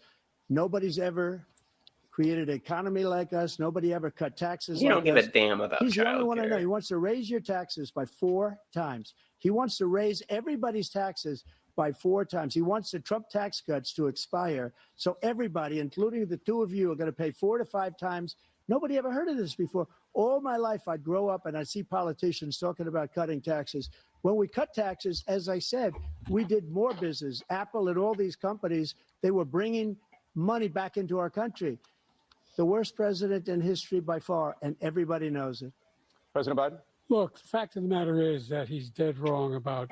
He's increased the tariff. He will increase the taxes on middle class people. I said I'd never raise a tax on anybody making less than $400,000. I didn't. But this tariff is 10% tariffs. Everything coming in the country, you know what the economists say? That's going to cost the average American $2,500 a year more because they're going to have to pay the difference in food and all the things that are very important. Number two, he's in a situation where he talks about how he has not raised, he's somehow helped the middle class. Middle class have been devastated by you. Now you want a new tax cut of $5 trillion over the next 10 years, which is going to fundamentally bankrupt the country. You have the All largest Trump's tax deficit of cuts any went to the president in wealthy. American history.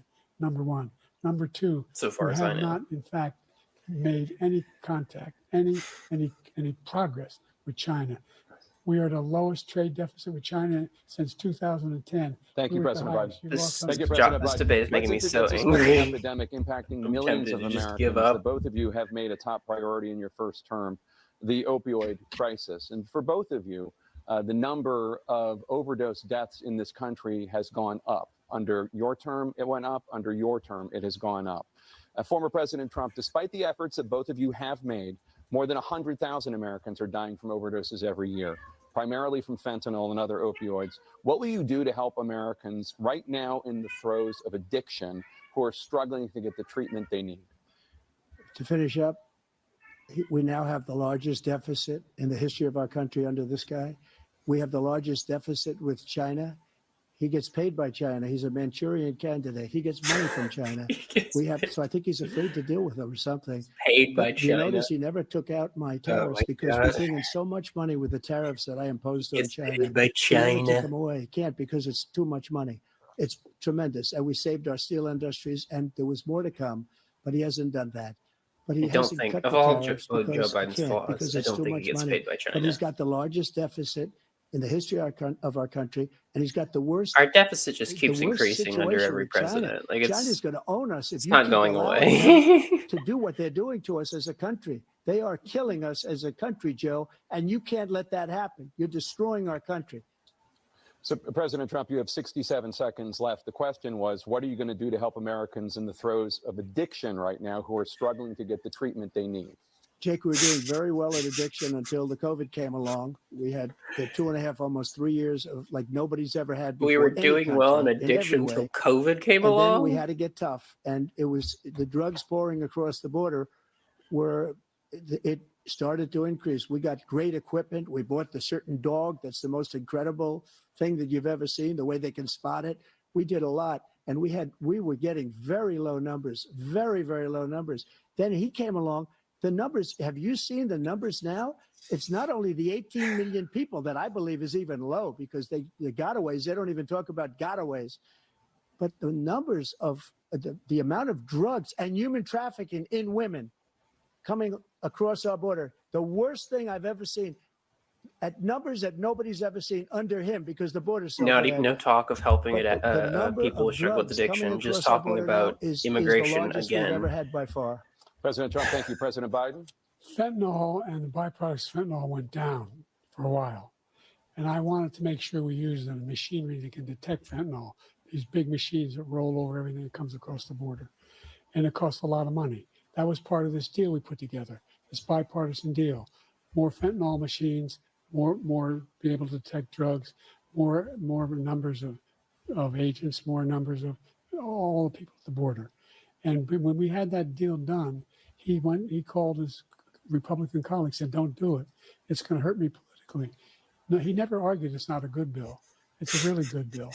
We need those machines. We need those machines. And we're coming down very hard in every country in Asia in terms of precursors for fentanyl. And Mexico is working with us to make sure they don't have the technology to be able to put it together. That's what we have to do. We need those machines. Thank you, President Biden. President Trump, and again, the question is about Americans in the throes of addiction right now, struggling to get the treatment. I appreciate Jake Tapper and the other he person. ended Remain in Mexico. Holding them He ended Catch and Release. I made to the questions they're Mexico, supposed to Catch be and Release answering. here. We had so many things that we had done, hard negotiations with Mexico, and I got it all for nothing. It's just like when you have a hostage, we always pay $6 billion for a hostage. Yeah, how are you going to help addicts, President now we Trump? have a hostage, a Wall Street Journal reporter. Brings up I Mexico. think a good guy, and he's over there because Putin is laughing at this guy, probably asking for billions Brings of up dollars Putin. for Uh-huh. the reporter. I will have Again, him Trump's out not even answering very any quickly questions. As soon as I take office, Biden's before at I least take office, answering I said some. By literally, as soon as I win the election, Goddamn. I will have that reporter out. He should have had him out a long time ago, but Putin's probably asking for billions and billions of dollars because this guy pays it every time. We had I two hope this cases. We debate paid is over $6 soon. billion I'm for losing 5 my people. patience. I got 58 This is people absurd. out, and I paid essentially nothing. Thank you, President Trump. Dana? Let's turn to concerns that voters have about each of you. President Biden, you would be 86 at the end of your second term. How do you address concerns about your capability to handle the toughest job in the world? That is a fair concern. He is too old to First be of all, president of the United States. Spent half my career being criticized as being the youngest person in politics. I was the second youngest person ever elected to the United States Senate, and now I'm the oldest. This guy's 3 years younger and a lot less competent. I think that just look at the record. Look at what I've done. Look, I've turned around the horrible situation he left me. As I said, 15 million new jobs, 800,000 manufacturing jobs, more investment in America, over billions of dollars in private investment in enterprises that we are growing. By the way, we brought an awful lot of people. Well, the whole idea of computer chips, we used to have 40% of the market. We invented those chips, and we lost it because he was sending people to find the cheapest jobs overseas and to bring home a product. So I went to South Korea. I convinced Samsung to invest billions of dollars here in the United States. And guess what? Those fabs, they call them, to build these chips, those fabs pay over $100,000. You don't need a college degree for them. And there's billions, about $40 billion already being invested and being built right now in the United States, creating significant jobs for Americans from all over the world. President Biden, you have 40 seconds left. Would you like to add anything? Yeah, I would. The idea that somehow we are this failing country. Never heard a president talk like this before. We're the envy of the world. Name me a single major country president who wouldn't trade places with the United States of America for all our problems and all our opportunities. We're the most progressive country in the world in getting things done. We are a declining country. We're a country in the world that keeps our word. It's not a failing and country. Everybody trusts us. But Trump just says that because those who he cuddles up to, from Kim Jong-un, he wants to win, to Putin, etc. They don't want to screw and around. he criticizes everyone who's not him as former President Trump for being the worst person in the worst administration. At the end of your second term. Yada yada yada. What do you say to voters who have concerns about Trump is your also too old to run for president. They're both too old to run for president, to be president. You know, we made it public. He took none. I'd like to see him take one, just one, a real easy one. like go through the first 5 questions. You They've couldn't do also it. both But I took clearly 2 cognitive experienced tests. I cognitive took decline. physical exams every Not year. just Biden, And Trump as well. we knock on wood wherever we may have wood, that I'm in very good health. I just won 2 club championships, not even senior, 2 regular club championships. To do that, you have to be quite smart, and you have to be able to hit the ball a long way. And I do it. He doesn't do it. He can't hit a ball 50 yards. He challenged me to a golf match. He can't hit a ball 50 yards. I think I'm in very good shape. I feel that I'm as in good a shape as I was 25, 30 years ago. Actually, I'm probably a little bit lighter, but I'm in as good a shape as I was years ago. I feel very good. I feel the same. But I was willing to take a cognitive test. And you know what? If I didn't do well, I aced them. Dr. Ronnie Jackson, who's a great guy when he was White House doctor. And then I took another one, a similar one. And one of them said they've never seen anybody ace him. Thank you. President Biden? Oh my God. You can see he is 6'5" and only 223 pounds, or 235 pounds. Well, you said 6'4", 200. Well, anyway, that's what anyway, just take a look at what he says he is and take a look at what he is. Look, I'd be happy to have a driving contest with him. The reason I got my handicap, which when I was vice president, down to a 6. What? But by the way, I told you before, I'm happy to play golf if you carry your own bag. Think you can do it? That's the biggest lie. He's a 6 handicap of all. They're arguing about big golf handicap. now? What the fuck? Oh my God. But I have, you know how many? I've seen This debate's a disaster. Yeah, I'm let's sorry just- for no, no, swearing. no, I no, try no. not to swear 21 on the Let's internet generally, but oh my You have God. a specific concern. Bickering that over voters have fucking about you. golf. Will you pledge tonight that once all legal challenges have been exhausted, that you will accept the results of this election, regardless of who wins, and you will say right now that political violence in any form is unacceptable? Well, I shouldn't have to say that, but of course I believe that. It's totally unacceptable. And if you would see my statements that I made on Twitter at the time, and also my statement that I made in the Rose Garden, you would say it's one of the strongest statements you've ever seen. In addition to the speech I made in front of, I believe, the largest crowd I've ever spoken to. And I will tell you, nobody ever talks about that. They talk about a relatively small number of people that went to the Capitol, and in many cases were ushered in by the police. And as Nancy Pelosi said, it was her responsibility, not mine. She said that loud and clear. But the answer is January if 6th the is election actually was fair, Pelosi's free, fault, and I not want that more than mine. anybody. Checkmate, And I'll tell you atheists. something. I wish he was a great president, because I wouldn't be here right now. I'd be at one of my many places enjoying myself. I wouldn't be under indictment because I wouldn't have been his political opponent, because he indicted me because I was Biden his didn't opponent. you I though. wish he was a Again, great this isn't a president. witch hunt. I would rather have You that. just committed a lot I of wouldn't be here. crimes. I don't mind being here. The I'm only reason sorry I'm here is that he's so bad your as a lifetime of president committing crimes that has I'm going to finally make caught up America with great you. again. We're I'm going to surprised make it has. America great again. We're a I'm surprised our failing justice nation system right now. actually We're a has some seriously justice left failing in it, nation. but clearly it And we're a does. failing nation because of him. His policies are so bad. His military policies are insane. They're insane. These are wars that will never end with him. He will drive us into World War III, and we're closer to World War III. You're more likely to than drive us into anybody World can War imagine. III than We are very, very close to World War III. Biden. And he's driving us there. And Kim Jong-un and President Xi of China, Kim Jong-un of North Korea, all of these, Putin, they don't respect him. They don't fear him. They have nothing going with this I'm gentleman. just repeating and he's myself at gonna this drive point us because into Trump's World repeating War himself III. at this point. Like, You want a World War III? Let him follow and win, and let Putin say, "Do what you want, NATO. Just do what you want." There's a thing called Article 5. An attack on one is attack on all. A required response. The idea. I can't think of a single major leader in the world who wouldn't trade places with the job I've done, what they've done, because we are a powerful nation. We have wonderful people. It's because of the people, not me. It's because of the American people. They're capable of anything, and they step up when they're needed. And right now, we're needed. We're needed to protect the world because our own safety is at stake. And again, you want to have a war, just let Putin go ahead and take Kyiv, make sure they move on, see what happens in Poland, Hungary, and other places along that border. Then you have a war. President Trump, as I come back to you for a follow-up, the question was, will you accept the results of this election, regardless of who wins? Just to finish what he said, if I might, Russia, they took a lot of land from Bush. They took a lot of land from Obama and Biden. They took no land, nothing from Trump, nothing. He knew not to do it.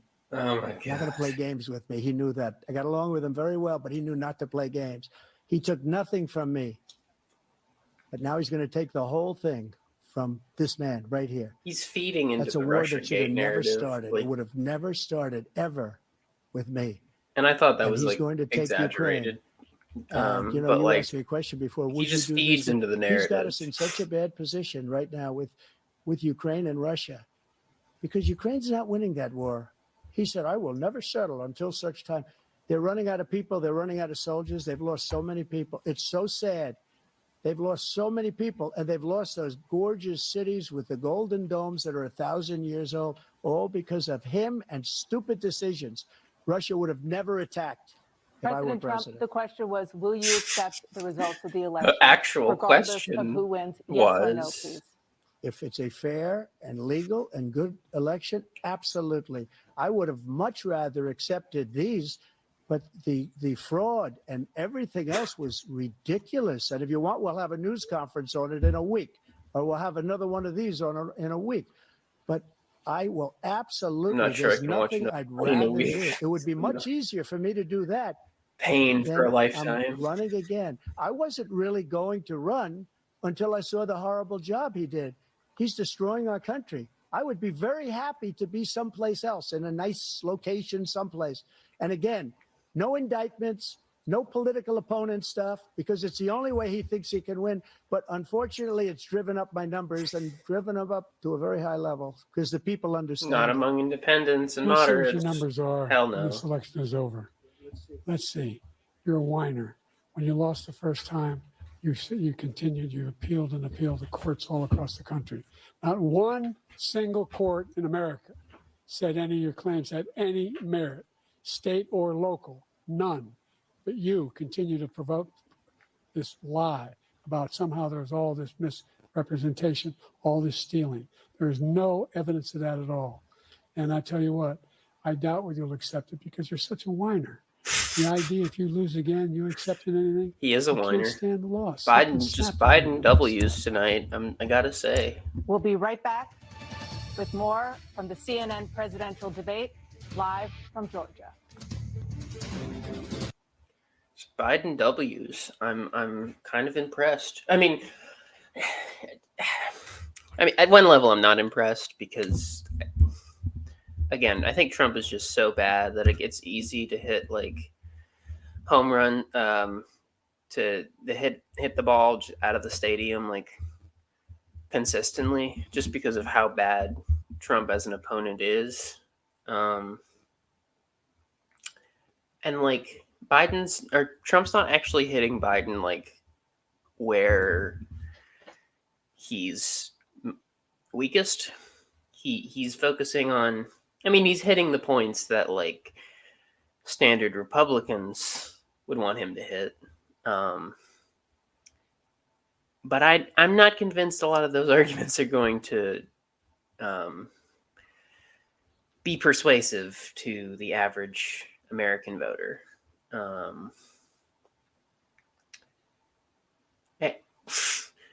He won't answer any damn questions. Biden,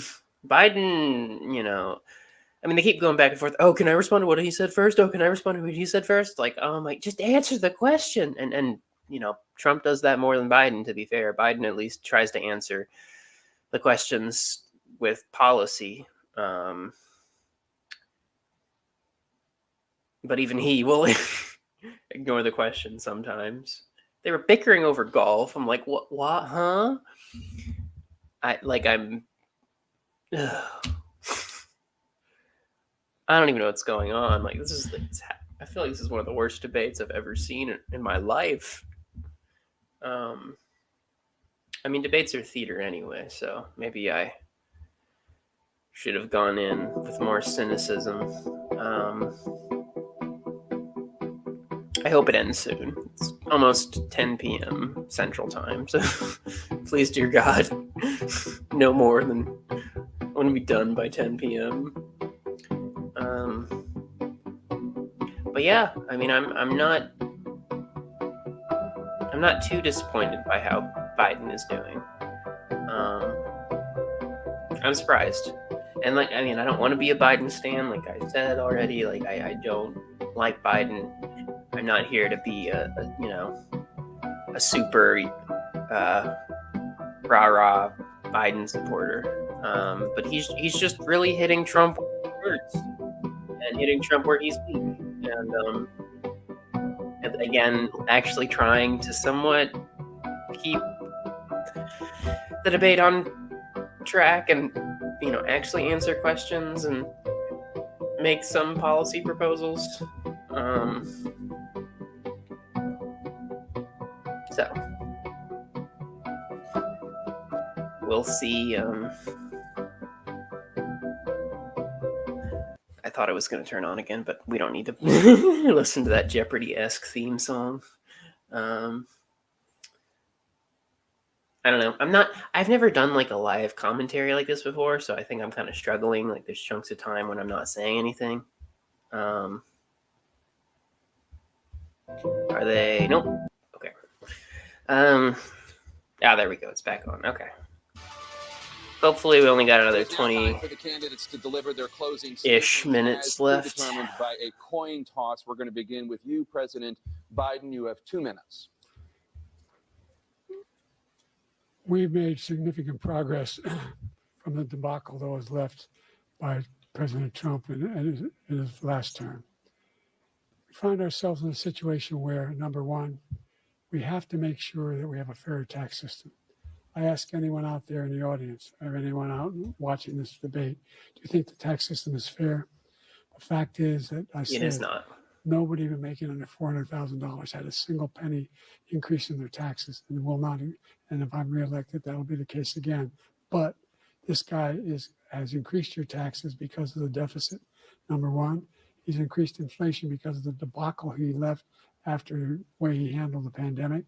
And he finds himself in a position where he now wants to tax you more by putting a 10% tariff on everything that comes into the United States of America. What I did, for example, he wants to get rid of the ability of Medicare for us to be able to negotiate drug prices with the big pharma companies. Well, guess what? We got it down to $35 for insulin instead of $400. No more than $2,000 for every senior, no matter how much prescription they need. You know what that did? That reduced the federal debt by $160 billion over 10 years because the government doesn't have to pay the exorbitant prices. I'm going to make that available to every senior all along. It's happening now, and everybody in America. He wants to get rid of that. I'm going to make sure that we have child care. We're going to significantly increase the credits people have for child care. I'm going to make sure we do something about what we're doing on lead pipes and all the things that are causing health problems for people across the country. We're going to continue to fight to bring down inflation and give people a break. Thank you, President Biden. President Trump, you now have 2 minutes for your closing statement. Like so many politicians, this man is just a complainer. He said, we want to do this, we want to do that, we want to get rid of this tax, that tax. But he doesn't do anything. He's proposing actual policies by allowing millions and millions of people to pour in. Our military doesn't respect him. We look like fools in Afghanistan.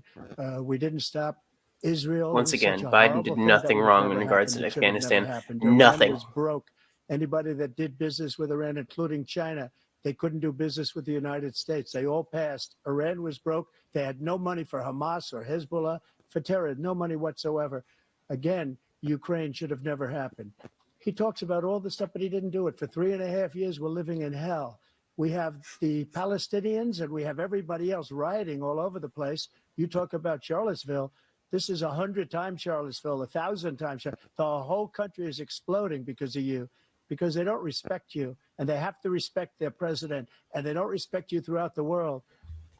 What we did was incredible. We rebuilt the military. We got the largest tax cut in history, the largest regulation cut in history. The reason he's got jobs is because I cut the regulations that gave jobs, but he's putting a lot of those regulations back on.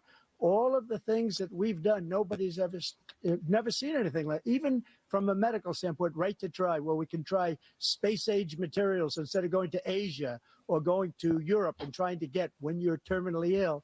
Now you can go and you can get something. You sign a document. They've been trying to get it for 42 That's actually years. one of the few good things You know Trump what did. we did for the military was incredible choice for our soldiers. Where our soldiers, instead of waiting for 3 months to see it a took doctor, what 2 hours can and go 4 out minutes, and get but one of the themselves few fixed up and actual readied up points and take care actual of good themselves, points he's made and in the they're debate. living, and that's why I had the highest approval rating in the People history should be of the allowed to VA. try So all of these things, experimental we're a failing medicines nation, if they, but it's you not know, going to are be ill failing and they anymore. We're agree going to to make it. it great again. Thank you, former President Trump, President Biden. Stay with us because we have full analysis of this debate. Anderson Cooper and Aaron Burnett starts now on CNN. Okay, well, I don't think we'll stick around for the analysis.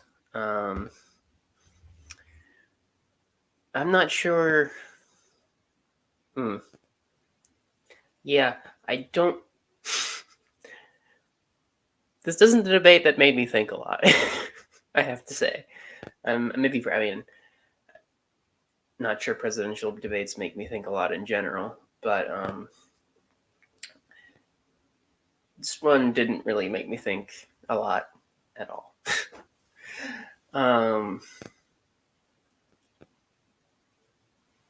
I'll be curious to see how voters feel about this debate. Trump, MAGA fanatics, they'll like him no matter what, so I don't really care what their opinion is. They can go to hell. But I'm hoping, and I think, just basing purely on debate performance, I do have to say I think Joe Biden came out on top here. I don't think...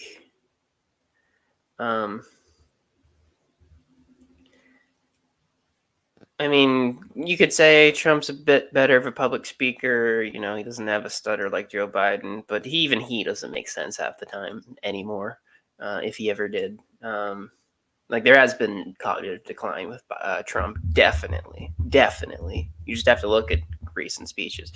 I've also seen pictures of him. He just looks so old and decrepit like Joe Biden. Today, he looked, relatively okay. Again, I don't know if he went to his tanning bed and got the orange dye put in his hair again. But did I say orange dye in his hair?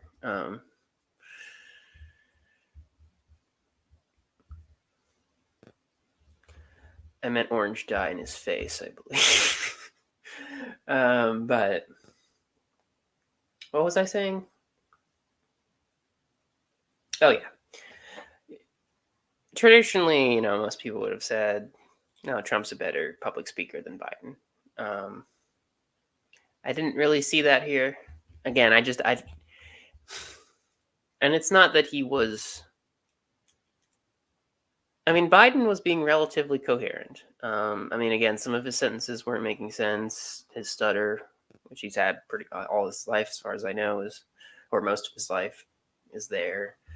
So that doesn't help. But, he made, for the most part, a good amount of sense.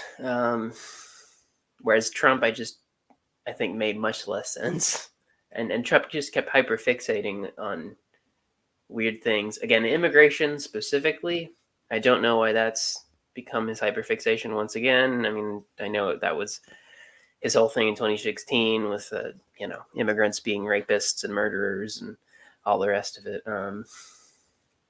So I guess that's not really new news, but it was just strange to see him constantly go back to that in this debate. Only touched on Palestine and Israel once, just like one of the bigger issues they could have touched on. Biden's done some things for climate change. His corporate tax rate is better, far better than Trump's. Could be better in general, but 15% is not bad.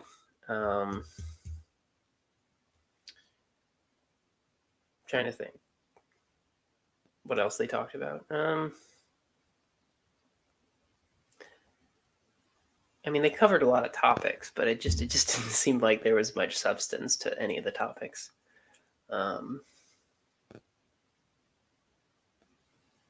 Yeah, I don't know. I guess I'll end it here.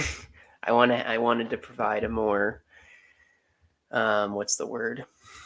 Insightful post debate breakdown.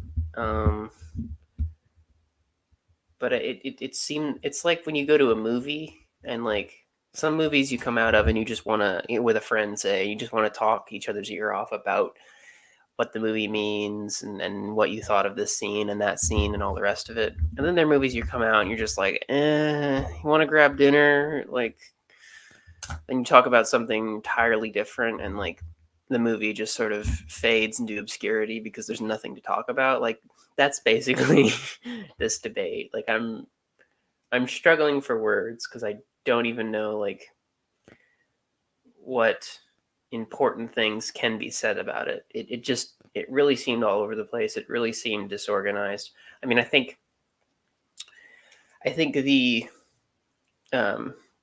journalists who were hosting it did their best to stay on topic and get through all the topics they wanted to get through. But I don't think it really worked out, and not necessarily because of their fault, but because of the candidate's fault.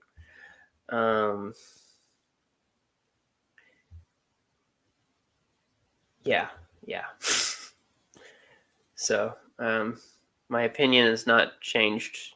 If it's changed, it's only slightly made me dislike both of them. No, well, I was going to say it made me dislike both of them a little more. I think the way they were acting made me dislike them, both of them more, just because, yeah, it felt very immature, childish. But of course, that's the issue with these debates, right? It's if you've done like debate club in high school or something, it's more about scoring points than